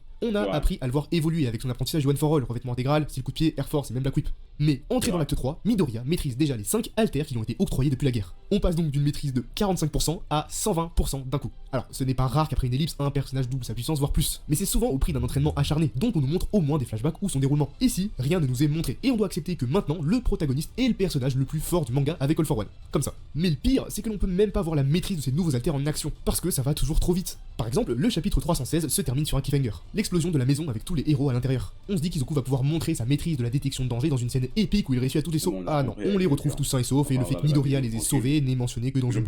Bon bah ok. Donc en dehors de ça, cet arc est tout de même censé montrer l'enfermement mental d'Izuku. Depuis la guerre, il ne se considère plus que comme un simple réceptacle du One for All, devant accomplir sa mission par tous les moyens, au prix même de sa propre santé. Il se surmène, abandonne toute aide extérieure, jusqu'à même abandonner l'aide d'All Might. Cet arc traite donc le personnage d'Izuku sur le point de vue psychologique. Mais là encore, on n'a pas le temps de ressentir cet enfermement mental, car il ne dure que 3 chapitres. 3 chapitres de la fin du combat contre Lady Nagant à l'arrivée de la classe A. D'ailleurs, l'affrontement de la classe A contre Deku est sûrement le combat le plus niais de toute la série. Des personnages qui n'ont aucune dynamique avec Izuku se forcent à créer un lien et se justifient de le sauver de sa condition car il a eu un impact sur eux. Genre, tu sais, quand tu m'as aidé à organiser mes notes sur un cahier de brouillon, bah j'ai trouvé ça vachement touchant parce que bon, on va s'arrêter là. Le pire, c'est que ce combat met fin au renfermement psychologique d'Izuku, mais ne le résout pas. Le problème de Midoriya, c'est qu'il n'a aucune estime de lui, dû à son éducation de sans alter, mais aussi à cause de son ancien harcèlement scolaire. Et son adulation fanatique de Might ne vient rien arranger. Il cherche à tout prix à imiter la perfection irréaliste du bien au prix de l'état de son corps. Et c'est en cela qu'est tout l'enjeu de la relation All Might-Izuku. All Might est tiraillé entre le fait qu'Izuku doit devenir le prochain symbole de la paix, mais qu'il reste son mentor, et qu'il doit faire attention à l'état de son élève. En fin de compte, le combat contre la classe A ne résout pas l'origine du problème. Le message global qui ressort de ce combat, c'est ne te bats pas tout seul, battons-nous ensemble. Tous les problèmes sont visiblement résolus avec un bain, et la discussion entre All Might et Izuku est réduite au stade de blague. C'est comme ça que le personnage d'Izuku, le protagoniste, est devenu un personnage inintéressant. Tout son développement s'est arrêté avec ce bain, tout son développement s'arrête au moment où sa classe vient le chercher, tout son développement s'arrête à son alter, le One for All. Parce que toutes les pensées intérieures de Midoriya ne se résument qu'à son alter et au combat. On ne voit jamais penser à autre chose jusqu'à l'arc final. C'est donc à partir de Villain Hunt que l'on perd la proximité qu'on avait avec Midoriya. Il ne devient qu'un simple élément parmi tous les héros. Il reste la pièce maîtresse certes, mais il n'est qu'un réceptacle du One for All et ne sort pas du lot. Il est désormais l'un des persos les plus puissants du manga avec All for One et Shigaraki, mais il n'en a juste pas l'aura. Il ne pense qu'à son alter et c'est tout. Même ses interactions avec les successeurs ne sont rien d'autre que des interactions par rapport à l'alter. Au bout du compte, rien n'a été résolu et on perd l'intérêt que l'on avait pour le développement d'Izuku. Mais son développement n'est pas la seule chose qui demeure inachevée. Cet arc réussit l'exploit d'éviter toutes les discussions importantes entre les personnages. Ochako livre un discours émouvant à tous les réfugiés concernant Midoriya. On attendait alors de voir ce que les deux personnages allaient se dire après un tel moment. Ah non, pardon, elle s'est endormie. Mais le meilleur dans tout ça, c'est le cas Endeavor. Il fait partie des héros qui ont été mis dans la confidence concernant le One for All. Alors, comment n'a-t-il eu aucune réaction par rapport à cette révélation? On le rappelle, Endeavor a littéralement détruit sa vie et celle de ses proches afin d'atteindre une chimère inatteignable. Il a chassé toute sa vie un pouvoir transmis de génération en génération avec lequel il n'aurait jamais pu rivaliser. On se souvient de sa réaction par rapport à la retraite d'All Might et de comment il avait pris cette place de numéro 1. Et maintenant, vous allez me dire qu'il n'a aucune réaction face à une révélation encore plus grave que l'apparence d'All Might, qu'il n'ait aucune aucune réaction par rapport au fait qu'il ait détruit la vie des proches pour rien? Bah non, visiblement, et c'est assez représentatif de l'arc en lui-même. J'avais pas Il pensé va à beaucoup ça. trop vite et ne réussit pas à traiter tout ce qu'il met en place. Alors finalement, quel a été vraiment le but de cet arc? Il semble assez vide de sens, mais encore moins que l'arc qui va lui succéder. Voulez-vous voir la personnification de l'inutilité? Stripe. Ça s'appelle Star and Stripe. Le combat, il a tellement servi à rien, mais il était tellement flotté.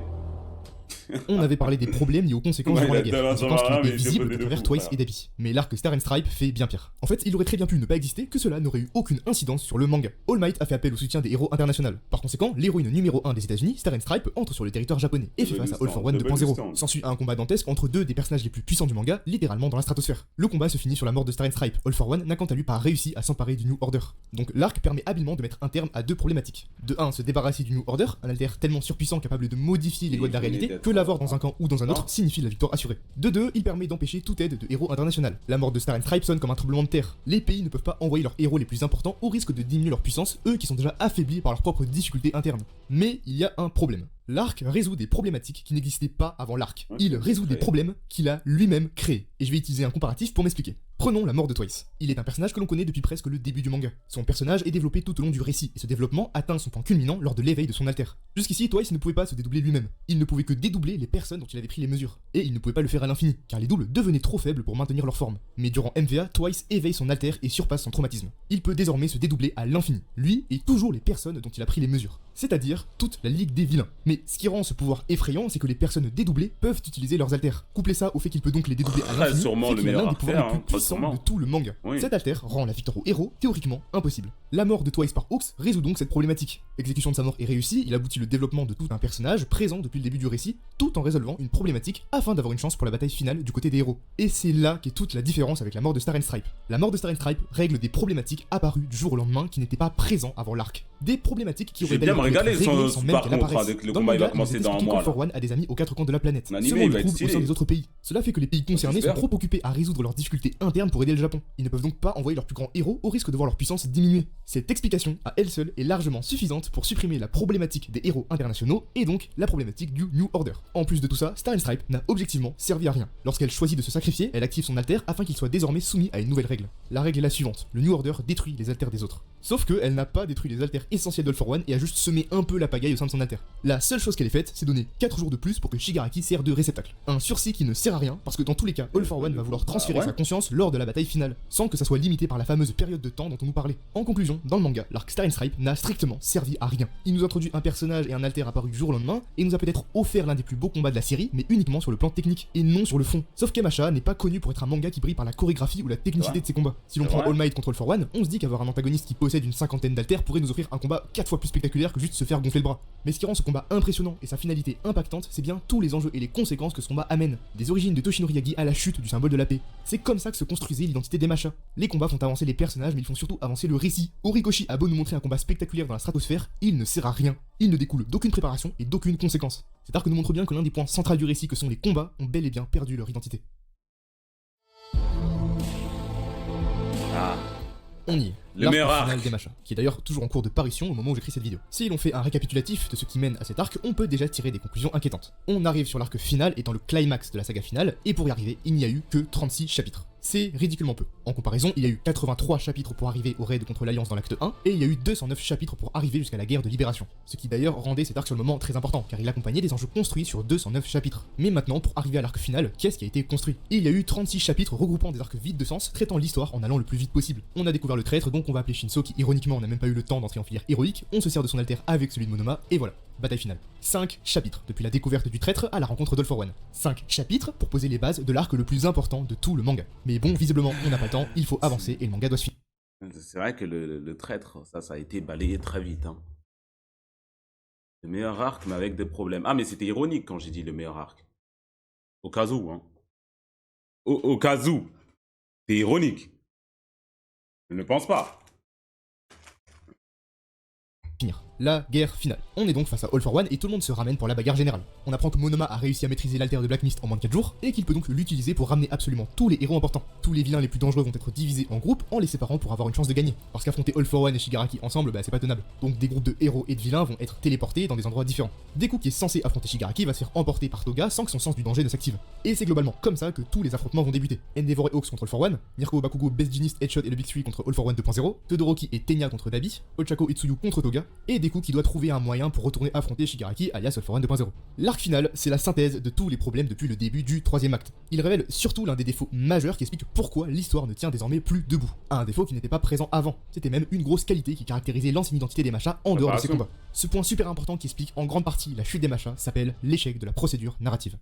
Qu'est-ce qu'un procédé narratif? Un procédé narratif est une technique ou méthode permettant de raconter une histoire. Un procédé combine des éléments tels que le ton, le point de vue, la tension dramatique ou encore la mise en scène. Ces éléments seront la manière dont une idée va être dirigée dans un récit. Une idée en narration, c'est un concept qui peut être tout et n'importe quoi. Une scène, un personnage, une thématique, un objet, etc. Un procédé narratif, c'est donc l'exécution d'une idée afin de faire avancer l'histoire. À partir de l'acte 3, Horikoshi change sa manière de procéder narrativement. La grande raison à ça, c'est qu'il annonce expressément qu'il veut terminer son manga. MHA doit se finir, donc on doit avancer quoi qu'il en coûte. Sauf que ce nouveau rythme effréné, consistant de passer d'un moment stylé à un autre moment stylé, le tout sans aucun temps mort, ça a bien un coût important, celui d'une mauvaise exécution. Pour mieux m'expliquer, nous allons voir comment la série utilise le procédé narratif durant son âge d'or. Et on va prendre comme exemple non pas un combat qui nous avait permis d'expliquer plus tôt dans la vidéo comment la série priorisait les enjeux et les conséquences, mais cette fois on va prendre plus simplement un événement, le sauvetage de Bakugo. Comment est exécutée cette idée? Bakugo est retenu en captivité dans le repère de la Ligue des Vilains. Déjà, pourquoi lui? Le choix de son enlèvement dans le camp d'été n'est pas anodin. Il est le résultat de ce que les vilains ont interprété durant le festival de Yue. C'est d'ailleurs au moment de son enlèvement qu'Izuku, accompagné de Shoto et Mezo, échoue à pouvoir le sauver. Kirishima, qui a été contraint de rester en retrait alors que ses camarades se battaient, va proposer de former une équipe de vigilantes afin de sauver Bakugo. Toutes les personnes choisies dans l'équipe pour le récupérer ne sont pas choisies au hasard. Pour Kirishima, c'est bien sûr à cause de son absence au camp d'été, mais aussi dû à son passé qui nous sera révélé plus tard dans le récit. Pour Shoto et surtout Tenya, c'est une conséquence directe de l'arc Stein.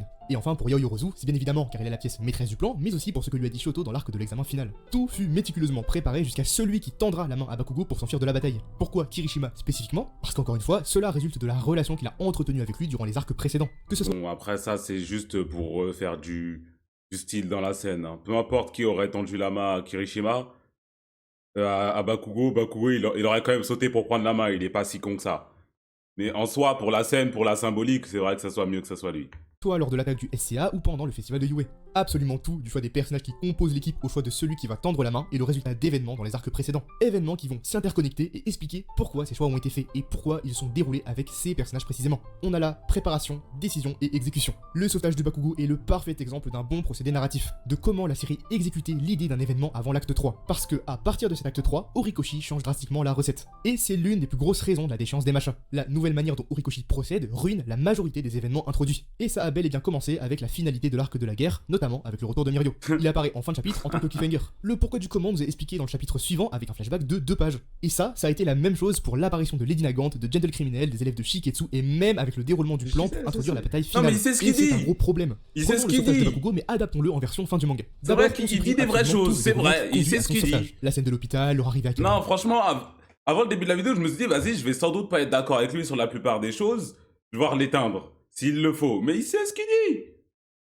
Il sait ce qu'il dit, c'est vrai. Oh, le plan pour le sauver, non. C'est vrai, c'est vrai, c'est Et vrai. tu ne gardes que le moment du sauvetage pendant la bataille. Une fois que c'est fait, t'expliqueras tout le déroulement dans un flashback de grand maximum 3 pages, en enlevant bien sûr plus de la moitié de ce qui s'est passé. Et vous voyez pourquoi c'est un problème. Il n'y a aucune préparation, on balance une idée et on l'expliquera plus tard dans un flashback au prochain chapitre. Si la scène du sauvetage a autant de poids, c'est parce qu'elle était préparée, parce qu'elle avait des enjeux et qu'elle était bien exécutée. Ce n'est pas normal à ce stade-là que la scène où Ida met un coup de poing à Izuku ait plus de poids que le retour de Mirio. Ce n'est pas normal. Tout ça parce que Horikoshi a décidé d'aller le plus vite possible. Parce qu'il doit terminer son manga, mais qu'en même temps, il doit traiter toutes les idées qui n'ont pas encore été abordées. On se retrouve donc dans la bataille finale avec un florilège d'idées sans aucune exécution. Comme le fait que le Dr Yujiko peut dédoubler des alters, ce qui devrait être un problème ultra important, mais visiblement non. Comme le fait que la copie de l'alter d'All for One implique que l'alter est moins puissant et que les vestiges se retournent contre lui pour aucune raison. Comme le fait que les membres de Shigaraki ont une croissance infinie et que c'est expliqué avec la théorie de singularité des alters qui n'a jamais été exploitée jusque-là. Ou encore comme le fait que Dabi réussit à copier la technique de Shoto alors que cette technique est due à la combinaison des alters feu-glace et que Dabi n'a que le feu. Stylé. Mais on peut voir que cette absence de préparation ne se répercute pas que sur les actions d'un événement, mais se répercute aussi sur les personnages qui le composent. Et il n'y a plus cette attention portée à choisir rationnellement certains personnages plutôt que d'autres. Par exemple, lorsque Jiro affronte All for One. Pourquoi Jiro spécifiquement? Pour aucune raison, elle est juste là pour représenter la classe A. Elle a déjà eu son arc narratif avec le festival de Yue, où elle était globalement le protagoniste à ce moment. En dehors du Big Five de la classe A est déjà bien représentée durant la bataille. Kaminari et Yaoyorozu sont en soutien dans l'opération la plus dangereuse. Shoji et Koda font face au soulèvement. Oh non, je suis... Lui, ça, c'était stylé, ce qu'il avait aussi pendant la guerre. All for One, Même si je l'aime bien, Yo... Yoka. Même si je l'aime bien, Kyoka. All for One, je la vois arriver sur moi, dos de pigeon, en train de crier All for One. Et je me dis, vas-y, qu'est-ce que je fous encore là, frère? Et qu'est-ce que je fous ici? Ah, quand Temps, et même. Nina et toute la clique font face au meurtrier de leur professeur. Mais non, visiblement, le reste de la classe A doit forcément être représenté dans un combat capital, avec un personnage choisi au hasard. Parce que Jiro à ce moment-là est interchangeable avec presque tout le reste de la classe A. Et encore, il aurait été bien plus légitime que ce soit Aoyama qui affronte All for One. On se retrouve donc face à l'incarnation de Satan contre la fille qui joue de la guitare. Même fille qui invoque le très risible pouvoir de l'amitié face à All for One, sérieusement. Et il n'y a plus de préparation pour choisir des personnages ou pour traiter un événement. Mais le plus gros problème de ce nouveau style d'écriture, c'est que cette précipitation s'applique maintenant sur des événements ultra importants. Dans l'arc final, on se retrouve donc avec le passé d'All Might balayé en 5 pages. Et on se retrouve aussi avec le passé d'All for One et du One for All balayé en seulement 20 pages, ce qui équivaut à un chapitre. Un chapitre pour l'un des trucs. Mais après, le chapitre, il était légendaire pour le coup. Ce chapitre-là, il était très très bon, mais c'est vrai que c'est court, un chapitre. Flashback d'un... Dites-vous, Kuma, dans One Piece, ça a duré 5-6 chapitres, non? Au moins, son flashback. C'est ça à peu près. 7 chapitres. 7 chapitres pour Kuma, personnage secondaire. Là, c'est les deux personnages les plus importants du manga, pour le coup. Imaginons, demain, il y a un flashback sur... allez. Sur Shanks et Barbe Noire. Non, ça va pas durer un chapitre. Il y a un flashback sur Dragon. Ça va pas durer un chapitre. J'ai qu'oublié 3 chapitres, ça n'existe pas. Ça n'existe pas. Trucs les plus importants de tout le manga, pour ce qui mériterait un arc dédié, tout le passé de My Hero Academia balayé en un chapitre, je ne sais pas si on se rend compte. D'ailleurs, les flashbacks dont on vient de parler interviennent dans ce qui est sûrement l'une des plus grosses erreurs du manga, le désastreux nouveau combat d'All Might contre All for One. Je vais résumer ce qu'il va dire là, parce que je sais ce qu'il va dire là. Je sais ce qu'il va dire là. All Might, quand il a fait son combat et qu'il a perdu la flamme contre All for One, c'était censé être la dernière fois qu'il est sur le terrain, sa dernière action. Il ne devait plus jamais revenir. Voilà. Ça ne fait pas de sens qu'il revienne par la suite de l'histoire. Et là, il est revenu avec un nouveau pouvoir sorti de je ne sais où grâce au pouvoir de l'argent, en gros. C'est Batman. Voilà. Et maintenant, ce que ça fait, c'est que All Might, qui lui, ça lui pesait de ne plus pouvoir être au combat et d'avoir perdu son alter, et qui ne devait plus participer au combat activement, il peut revenir dans n'importe quel combat. N'importe quand. Il peut tout le temps revenir. Et le fait qu'il soit pas revenu plus tôt dans la guerre et qu'il soit revenu que contre All for One, c'est aussi une incohérence. Parce qu'il a vu quand même Endeavor se faire arracher un bras et mourir. Presque mourir, en tout cas. Il a vu Ochako au sol avec son sang qui se vidait très lentement. Il a dit j'attends qu'il passe devant Wam. Après, je sors mon armure, j'y vais. J'aurais vu abuser vraiment. Explique-moi comment ça fait du sens que All Might, qui a un pouvoir qui lui... Enfin, qui a un pouvoir, qui a une armure qui le rend aussi fort que les meilleurs héros du monde, n'interviennent pas dans le combat plutôt et regardent tout le monde mourir un par un. Si t'arrives à m'expliquer, je te dirais que j'abuse. C'est à mode de critiquer le grand MHA. Bah toi, t'es un grand suceur, j'ai l'impression. Mais explique surtout.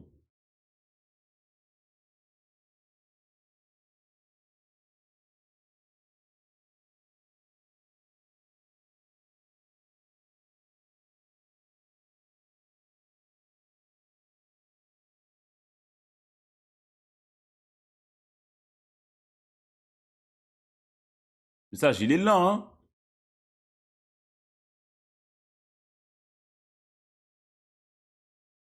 Ah, ils sont entrée normale pour un héros. Ce serait la chose la plus logique. Mais juste essayer de comprendre pourquoi il est intervenu maintenant. Tu réponds à une question ou pas à une question? On te demande de nous expliquer, tu dis essaie de comprendre. On dirait que tu sais pas. On dirait juste que tu sais pas. Comment ça, il est en cours Imaginons on est en cours de maths là. Le prof, il t'interroge, il dit toi, donne la réponse. C'est quoi le théorème de Thalès? Et toi, tu lui dis, bah va demander à Thalès. On dirait que tu sais pas. Juste réponds à la question.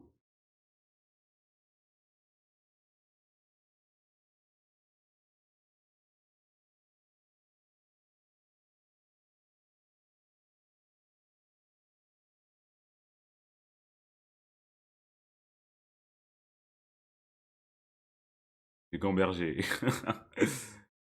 Viens vocal. À la fin de la vidéo si tu veux faire la W. À la fin.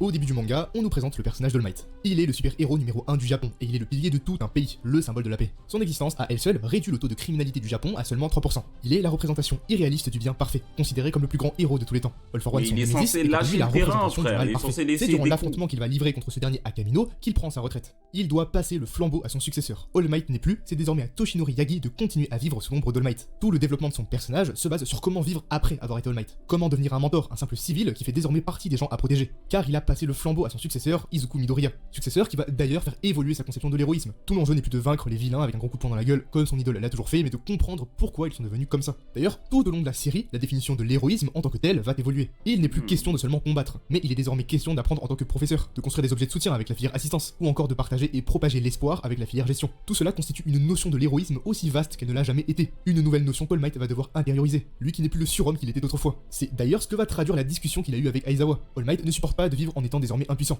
Or, Aizawa explique que son existence à elle seule suffit à motiver ses élèves. Tout au long de la série, il nous sera montré que la flamme que l'on pensait éteinte à Kamino est devenue l'étincelle d'un brasier alimenté par la nouvelle génération. Représentatif d'un des plus gros messages de la série, celui de la succession. C'est d'ailleurs pendant sa discussion avec Stein dans Villain Hunt qu'All Might apprend qu'il doit continuer d'alimenter lui aussi ce brasier, en continuant simplement à vivre. Il va alors accomplir son héroïsme en allant devenir celui qui dirige les opérations de la bataille finale, tout comme ces nombreux acteurs qui ne sont pas forcément sur le champ de bataille, mais qui participent au combat à leur manière. Alors avec toute cette évolution, et tout ce que l'on vient de dire, pourquoi, enfin devrais-je dire comment, All Might décide de partir en mission suicide sur le champ de bataille.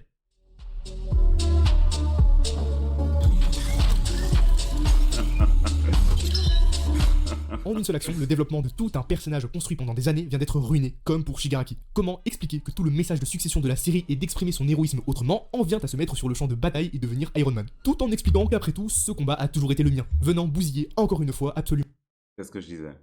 tout le message de succession de la série. D'ailleurs, finalement, si t'as pas d'alter, Qu'est-ce que je c'est pas disais grave si t'es riche. Ce qui vient détruire l'un des fondements de la série et le fait d'exprimer son héroïsme autrement que par le combat. Alors, voici ma question, pourquoi Kamino? L'existence de ce combat, à lui seul, vient ruiner tout l'ampleur de l'affrontement de Kamino. Si ce combat signe la fin d'une ère et le début d'une nouvelle, alors pourquoi Kamino a existé? Cela vient ruiner le développement de tout un personnage, en même temps qu'un des événements les plus importants de tout le manga. All Might avait trouvé sa raison d'être en dehors du champ de bataille, et cela ne nécessitait pas d'alter. Son héroïsme ne s'exprimait plus par le combat, mais il s'exprimait d'une autre manière. Mais visiblement, la série n'en a que faire et ruine son développement lors de cet affrontement. Combat qu'il va d'ailleurs perdre, ne faisant que gagner du temps. Mais Josplay rigole bien.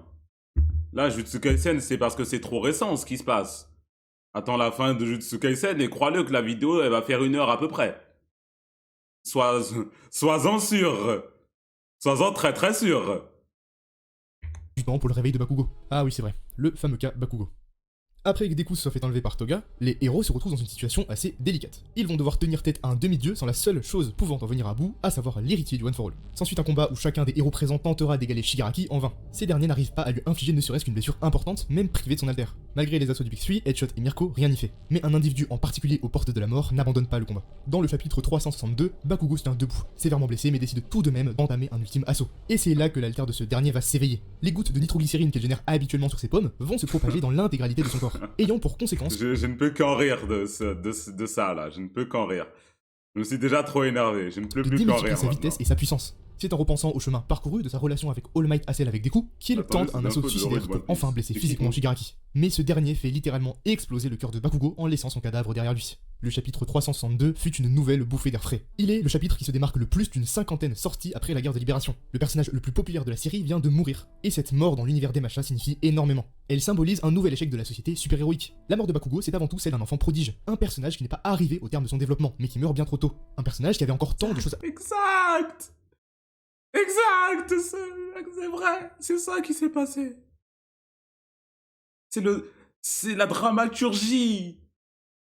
C'est le drame. C'est ça qui était bien dans cette mort. Oui, il n'a pas encore accompli, c'est le but.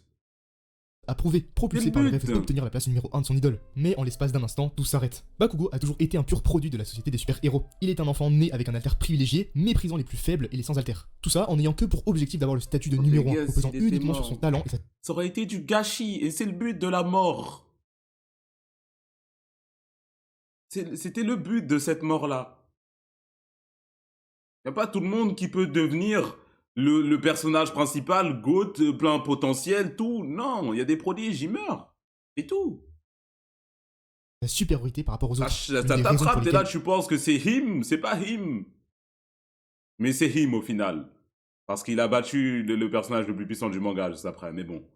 Il a toujours méprisé Midoriya, c'est pour ce cœur pur que lui ne semblait pas avoir. Cette volonté de sauver autrui en étant totalement désintéressé de sa Comme propre Ace. personne. Un peu, Mais c'est en lorsqu'il vrai, se trouve comme aux Ace. portes Même de la très mort qu'il beaucoup comme décide Ace. de mettre sa vie en jeu, afin de Très sauver le beaucoup plus de comme monde Ace. possible. Non pas pour être le numéro 1 ou pour le statut, mais parce que c'est la chose à faire. Et pourtant, la société super-héroïque a produit un enfant soldat qui n'a pas survécu alors que les adultes étaient censés le protéger. C'est pour tout ce qu'elle représente que cette mort est aussi bien exécutée que pertinente. De plus, cela ne peut pas être une fausse mort. Aucun auteur censé ne ferait semblant de faire mourir son personnage 2 fois. Surtout quand il nous montre une double page de son cadavre pour bien nous faire prendre conscience de la situation. Ah non.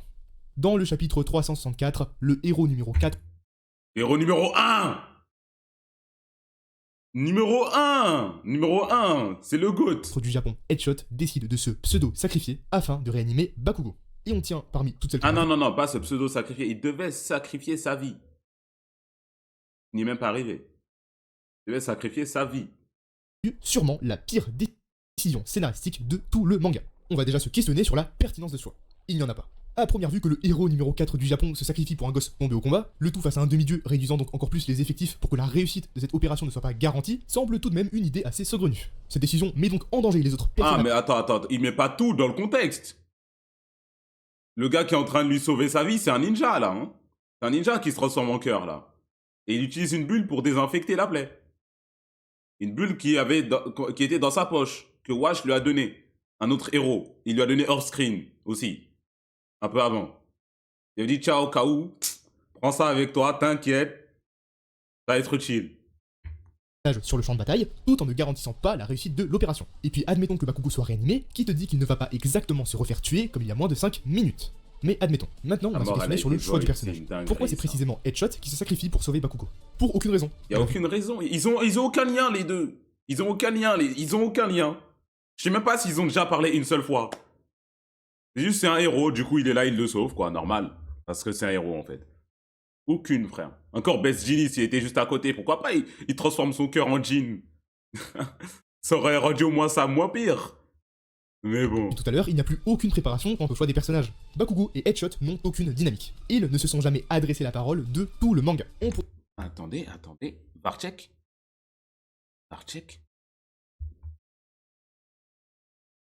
Varchek.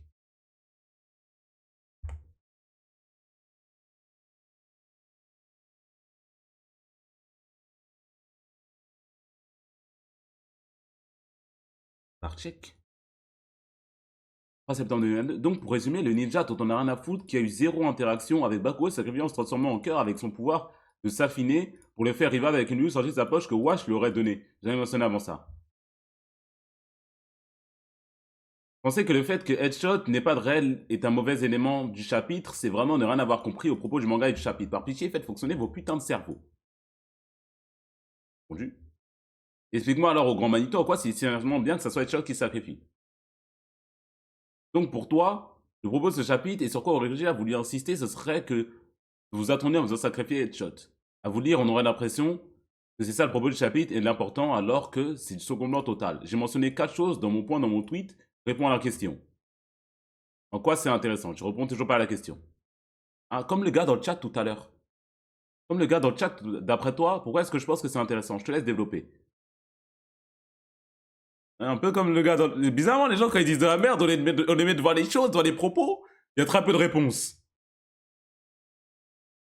Il y a très peu de réponses, bizarrement. On pourrait se dire que c'est un sacrifice désintéressé d'un inconnu qui sauve un soldat du même camp. Ok, mais ça a marché quand Crust l'a fait, pas Headshot. Pourquoi? Parce qu'on avait beau le connaître que depuis un épisode, lorsque Crust sauve Aizawa, il permet à l'alter le plus important de toute la guerre de survivre. Lorsque Headshot se sacrifie pour Bakugo, il permet à un gosse qui vient juste de se faire tuer en combat de retenter sa chance visiblement. Mais le pire dans le choix du personnage, c'est qu'il y a Best Jeanist juste à côté. Best Jeanist est le héros à avoir une vraie dynamique avec Bakugo. Il est un personnage qui a une véritable influence sur lui. Mais vous allez me dire que son alter n'est pas adapté comparé à celui d'Headshot. Sauf que Best Jeanist manipule lui aussi les tissus, et que l'auteur aurait très bien pu lui octroyer une capacité spéciale ou un éveil d'alter pour qu'il puisse faire l'opération. Parce que, on le rappelle, Headshot a sorti sa technique de nulle part. Donc Best Jeanist aurait été un choix infiniment bien plus légitime pour sauver Bakugo. Maintenant, on va se questionner sur les conséquences de ce choix scénaristique. Et les conséquences sont terribles. Ce choix enlève absolument toute la tension de la bataille finale. On l'a déjà vu ensemble, MHA n'arrive pas à mettre en danger ses personnages. Sauf que quand tu...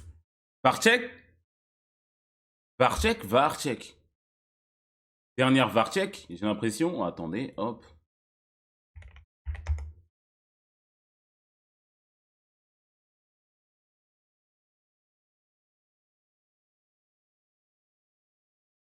il n'y a pas de tension, on sait qu'il ne peut rien arriver à n'importe quel personnage, c'est ça qui est dommage, quand ça parlait de pourquoi MHA était finito.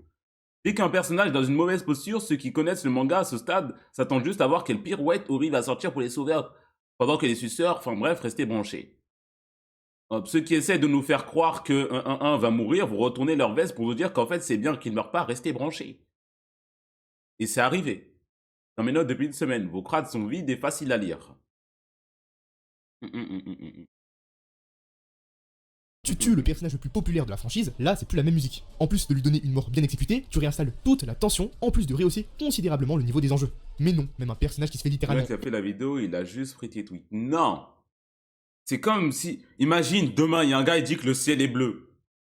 À Marseille, il dit ça. Moi, je suis à Paris, il dit que le ciel, il est bleu. C'est juste factuel. Encore heureux, on voit la même chose. Encore heureux! C'est juste factuel, c'est ce qui se passe, c'est sous nos Et yeux. exploser le cœur de l'intérieur va survivre, et tout va bien. D'ailleurs, si l'on reprend le combat d'All for One contre Shiro, il y a de quoi grincer des dents sur ce sujet. Elle se prend un rayon laser d'un type qui a pour projet Il y a même d'annihiler des ses fautes dans opposants. One Piece, mais les gens font les aveugles. C'est la plus grosse critique qui est faite sur One Piece. Moi-même, je l'ai faite, et j'en ai parlé il y a 20 minutes, j'ai tiré sur One Piece. J'ai dit Horikoshi, il prend les bons et les mauvais éléments de One Piece. Donc, pourquoi est-ce que tu fais le suceur ici?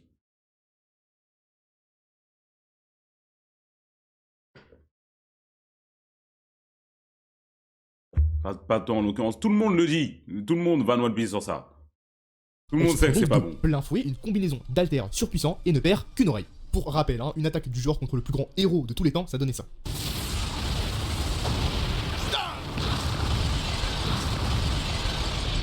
À ce niveau-là, tous les protagonistes survivraient d'une bombe nucléaire explosant à 2 cm d'eux. Parce que c'est ça que cette fausse mort signifie, une absence d'enjeu total. Toute une mise en scène, tout un discours et tout un chapitre entier pour au final trahir ses lecteurs de la pire des façons. Izuku vient de perdre ses 2 bras dans le chapitre 219. Chapitre après. Et alors, déjà, Eri existe, mais surtout, Horikoshi va encore nous sortir une nouvelle pirouette scénaristique pour qu'il retrouve ses 2 bras. On sait. Ben, on savait. Comme il l'a fait pour réanimer un personnage dont le cœur a littéralement explosé de l'intérieur. Tout ça parce qu'il n'y a aucune conséquence dans cette série. Ce qui emmène d'ailleurs à nous poser une ultime question. Pourquoi avoir fait ça? Pourquoi avoir fait disparaître Deku avec... Pourquoi lui avoir fait perdre ses bras si c'est pour le rendre un chapitre après? Pourquoi? C'est ça. Genre pour laisser les personnages secondaires briller un peu, se taper un peu? C'est ça? une facilité scénaristique sur 20 si c'est pour qu'il n'y ait aucune conséquence derrière. Et si c'est pour out les autres héros afin de laisser Deku contre Shigaraki en pur 1v1, bah là encore ça ne tient pas. Parce que l'auteur s'efforce à ce que Deku n'affronte pas seul le méchant ultime, tellement qu'il fait apparaître Zero et Sato de la classe A contre All for One. Au final, toute cette mise en scène et tous ces choix scénaristiques sont pour moi de l'ordre de l'incompréhensible. Mais est-ce qu'il va parler du classique que Bakugo a posé sur All for One? Après, quand il s'est fait revive là. Non, il va même pas en parler du classique. Bakugo versus Saifo, non. Dommage. Dommage, hein. My Hero Bakugo Academia, forme c'est désormais zombie, plus il de était 400 puissant. chapitres. L'œuvre n'a jamais été aussi proche de sa fin que lorsque j'enregistre cette vidéo. C'est un manga qui était très bon dans sa première partie. Il n'était pas exempté de tout défaut, mais il réussissait à exécuter avec brio ce qui était son ADN, à savoir les combats. C'est parce qu'ils étaient le cœur et le climax du développement de chaque personnage, thème et idée que la série regorgeait de combats devenus iconiques. Deku contre Shoto, All Might vs All for One, Endeavor contre le High End, mais aussi Shigaraki contre Rodestro. Vous aurez bien remarqué qu'aucun des combats de l'acte 3 n'est cité, car c'est bel et bien à partir de ce troisième acte que nous observons la chute du manga. Cette vidéo n'a pas pour but de simplement me plaindre de la tournure que le manga a pris. Cette vidéo et toutes mes recherches m'ont surtout permis de comprendre pourquoi je ne ressentais plus rien depuis la fin de la première guerre. Pourquoi le manga ne me procurait désormais aucune émotion. Parce qu'en dépit des nombreux choix scénaristiques désastreux, il n'y a plus aucune préparation, plus aucun enjeu et les combats de la série ont perdu leur identité. C'est comprendre tout ça qui m'a permis de comprendre pourquoi je restais indifférent à tout ce que la série me proposait depuis plus de 100 chapitres maintenant. Mais le problème de cette chute à partir du troisième acte, c'est qu'elle gâche aussi les deux premiers actes du manga. Parce qu'avec tout ce que Horikoshi a fait, il a en partie détruit et fait perdre toute l'utilité d'arcs ultra importants. La guerre de libération, à part pour éliminer Twice, t'as l'impression à la relecture que ça ne sert à rien. Techniquement, l'un des arcs les plus iconiques de la série, avec le combat d'All for One contre Iron Might, bah maintenant il sert à rien. Mon arc préféré, MVA, depuis qu'on sait qu'All for One est derrière tout ça depuis le début, bah lui aussi il sert à rien. Toutes les révélations et tous les choix scénaristiques. Montrer la partie de Dabi bizarre, sachant que c'est la meilleure partie de l'arc. Bah là, il fait une vidéo sur la chute des machins. Ce qu'il y a de mauvais. Il n'est pas forcément obligé de parler du bon. Mais on est tous au courant que la famille Todoroki, elle porte le manga depuis un bon moment, genre. Depuis un très très long moment, genre. Dans l'arc final, détruisent en partie la relecture du manga. J'aurais peut-être dû attendre la toute fin de l'histoire avant de sortir cette vidéo. Mais je pense sincèrement qu'il peut tout se passer à la fin du manga, ça ne va quand même pas sauver ni réparer le mal qui a déjà été fait. Le manga continue de très bien se vendre et la série est toujours populaire. Pourtant, MHA m'a perdu. Je ne suis resté qu'à cause de sa gloire passée et non parce que l'histoire était qualitative, c'en est même tout l'inverse maintenant. Tous les rebondissements sont soit vides de sens, soit destructeurs pour les messages de la série. Je ne sais même plus où le manga veut en venir parce que My Hero Academia est une œuvre qui s'est pour moi auto-sabotée. Malgré une bonne mise en scène et de splendides illustrations, MHA n'est plus ce qu'il était. Il a perdu son identité en même temps que sa cohérence et en emportant avec lui tous les messages qu'il portait jusque-là. Merci énormément d'avoir été jusque là, ça me fait énormément plaisir. Cette vidéo a pris un taf Mais en fait, pourquoi vous continuez à lire? Pourquoi est-ce que je pourrais pas lire? J'ai envie de lire, je lis. Et donc, on fait comment? Voilà, ça c'est la vie des cons. Je vais lire, je vais continuer à lire. Il va me stopper.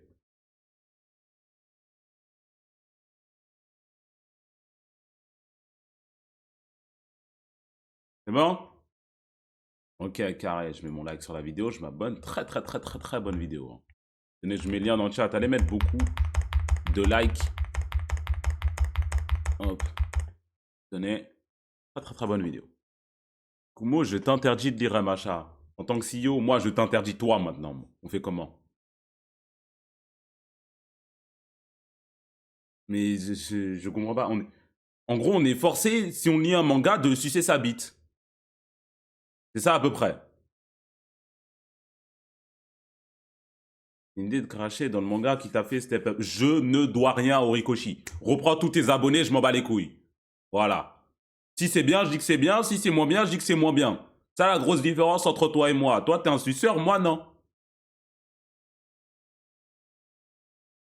C'est ça la vraie chose. Je lui ai donné de la force parce que le truc, il était bien. Si c'est pas bien, pourquoi est-ce que je continuerais?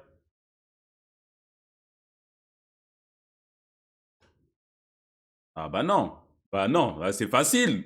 C'est la voie facile, hein. De regarder un truc, de lire un manga et de faire que de sucer. De dire c'est trop bien tout le temps, toute l'humanité. C'est là, ouais, c'est tout le temps, c'est lourd, c'est trop bien, waouh. Mais critiquer et aller à contresens, ça c'est plus dur. Parce que les gens vont venir te casser les couilles. Parce que les ultra fans, les suceurs vont venir te casser les couilles, tu vois.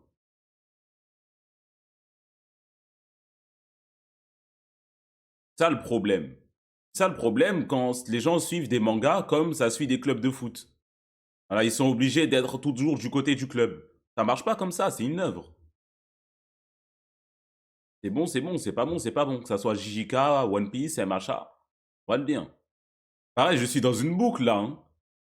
Je fais un tweet sur Jujutsu Kaisen. Juste je parle de Yuji, je suis content qu'il devienne fort.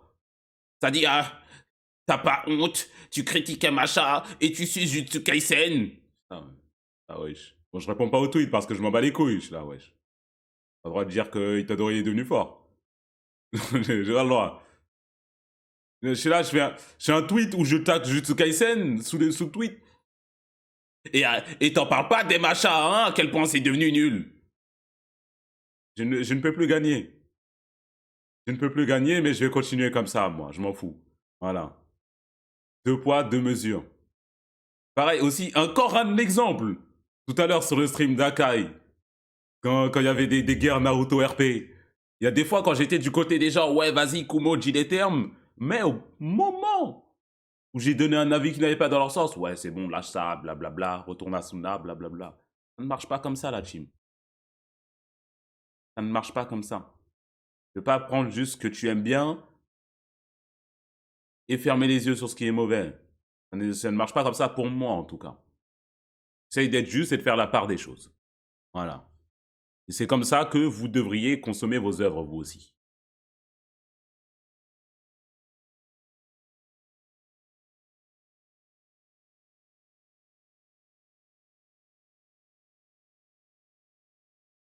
Ouais, t'es le représentant de la commune machin en France, redescends ma gueule.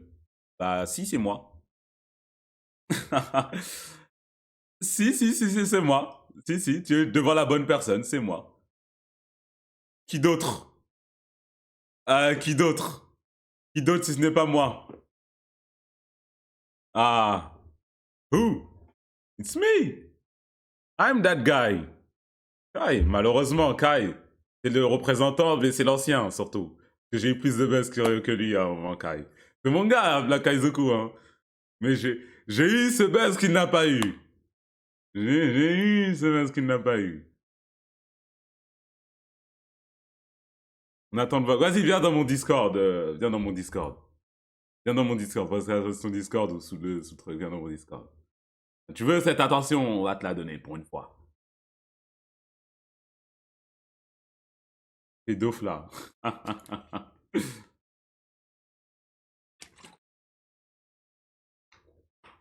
Tu dis que t'as rien à voir avec eux que quand ça te chance. Avec eux de quoi? Des machas? Ah mais machas, j'ai lâché le steak. Je parle plus des machas.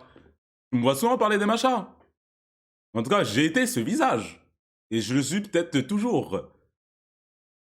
Sinon, parce qu'il y a personne en concurrence, tu vois. C'est pas comme s'il y avait mon corbeau.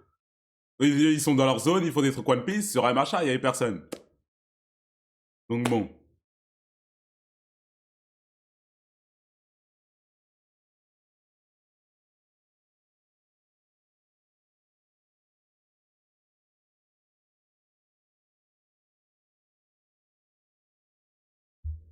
Nakumo fera me représenter un machin en France à hater du manga. Je me qualifierais pas de hater. Je me qualifierais de... Tu vois, les gens qui sont fans d'un truc, mais qui sont tellement fans qu'ils exigent beaucoup aussi de cette chose. Tu vois ce que je veux dire?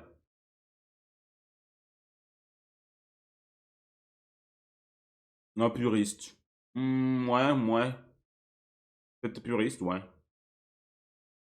Peut-être puriste, ouais. Je sais pas si je reste là, mais ouais, peut-être ça, ouais.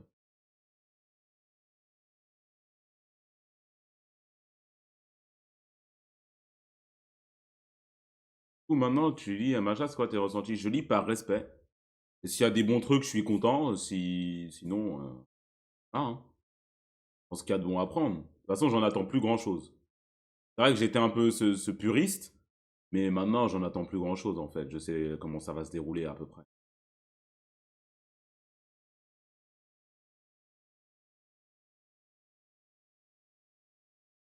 Faut se dire que les défauts, c'est ce qu'on aurait pu avoir dans les machas pour le potentiel perdu. Ah, mais si c'était pas bien de base et que j'appréciais pas autant, je tracherais pas autant, je serais pas aussi dur que ça avec, tu vois. Mais quel respect, s'il te plaît, casse-toi de MHA. Casse-toi de MHA. Laisse mon club tranquille. Oui, oui, allez.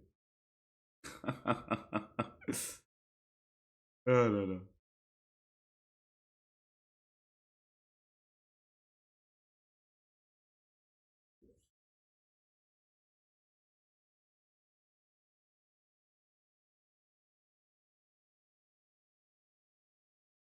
C'est dommage, hein, c'est juste dommage, mais c'est tout. En fait, je sais pas si c'est la première fois. Non, c'est pas la première fois, je suis grave un menteur. C'est même plutôt courant. Où je suis à fond dans un manga et je le vois descendre lentement, lentement dans les ténèbres et devenir de moins en moins bon en fait. C'est très dommage, mais pour un auquel j'ai été aussi investi que ça, c'est con. C'est très très con. Surtout que ça soit aussi brutal que ça pour MHA. En fait, c'était très brutal.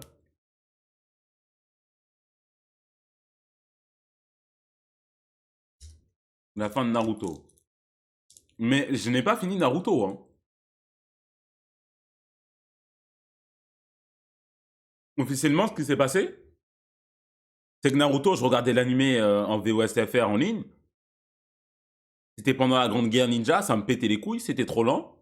Je suis allé lire les scans, c'était tout aussi éteint. J'ai arrêté. Le temps que tout l'animé rattrape tout et qu'il y ait le combat final en animé, c'est là où j'ai repris. Du coup, c'est là où j'ai repris et j'ai refini. Du coup, j'ai fait animé, un peu manga, pause, re-animé. Bon, y a rien à graille, hein. Sinon, le combat Naruto Sasuke en animé, il était scié de fou. Heureusement, je l'ai pas lu en manga. Parce qu'en manga, il faisait 7 chapitres, genre. Un truc du genre. Le combat final entre Naruto et Sasuke. Heureusement, je l'ai pas lu en manga.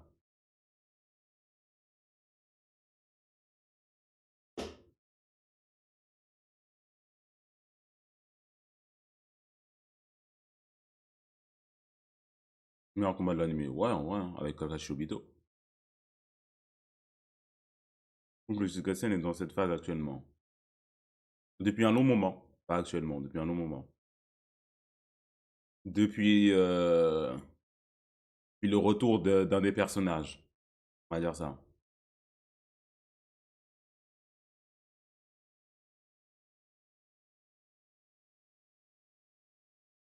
2236. Non, 236, c'est quand il part. Moi, je parle de quand il est revenu.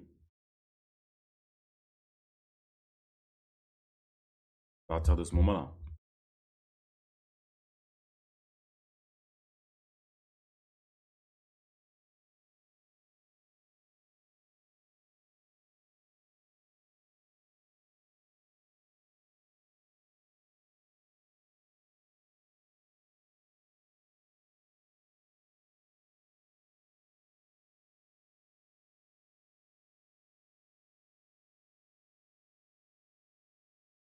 Wesh.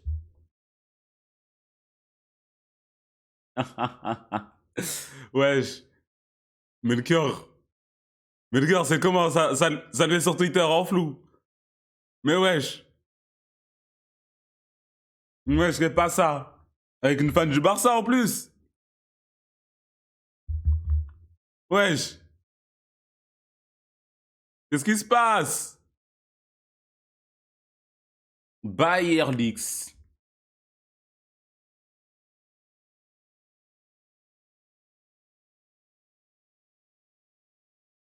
Mhm.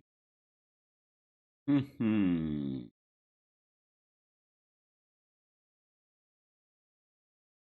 Mhm. Ouais, sinon la vidéo elle était très Contre, très et très j'espère bonne, hein. sincèrement Je que vais vous essayer la avez plu. Alors, conclusion. avant de finir complètement, j'aurais aimé clarifier 2-3 trucs, notamment concernant la partie animée. Je n'ai pas parlé de l'impact des films sur la production de la série principale. Parce que lorsque Il y en a pas vraiment, à part le moment où ils ont inversé les deux arcs, c'est le seul moment où ça a vraiment impacté sinon. la qualité de l'animé semblait se détériorer, les films quant à eux devenaient de mieux en mieux. Le tout bien sûr en étant coproduit avec l'animé principal depuis la saison 3. On a donc eu la sortie de 3 films avec 3 ans d'intervalle pendant la saison 3, 4 et 5, et lorsque l'anime du coup se détériorait, bah, les films devenaient de mieux en mieux. On a donc tous pensé que les meilleurs animateurs et les meilleures ressources ont été délaissés de l'anime principal au profit des films qui génèrent plus d'argent. Sauf que bah c'est pas vrai. La production des films ne retire pas les ressources et les meilleurs animateurs au détriment de la série principale. Et bah on va le prouver. Je vais prendre à tout hasard l'un des meilleurs animateurs clés de la série, Yutaka Nakamura. Un animateur clé qui est présent dans la série et qui est aussi énormément présent dans les films. Car c'est globalement celui qui fait les cuts des scènes de combat les plus importantes des films. On va donc voir si sa présence diminue dans la série principale au profit de sa présence dans les films. Dans la saison 1, il apparaît pas, c'est simple. Il commence à apparaître dans la saison 2. Et il apparaît 2 fois. Une fois pour une attaque de Shoto et une autre fois pour Shoto contre Deku, dont on se souvient tous. Dans la saison 3, attention, première saison coproduite avec un film, il apparaît toujours 2 fois. Une fois pour le sauvetage de Bakugo et une autre fois pour Deku contre Baku. Dans 5, il apparaît une fois. Pour le combat entre Tenya et Gaduman.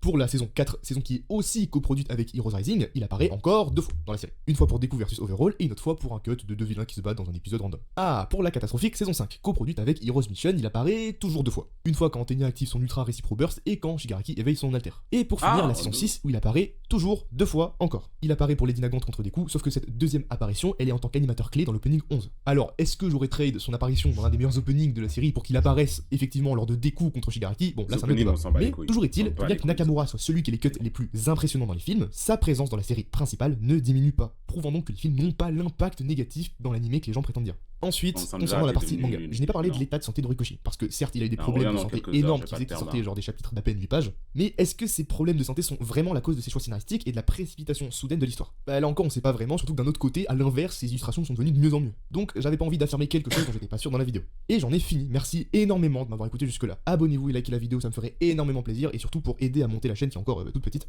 Et sur ce, je vous laisse. Ouais, tenez, on va le dire.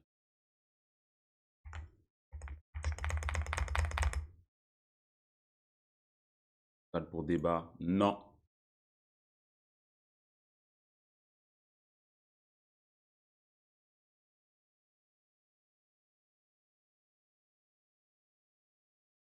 Ah là là.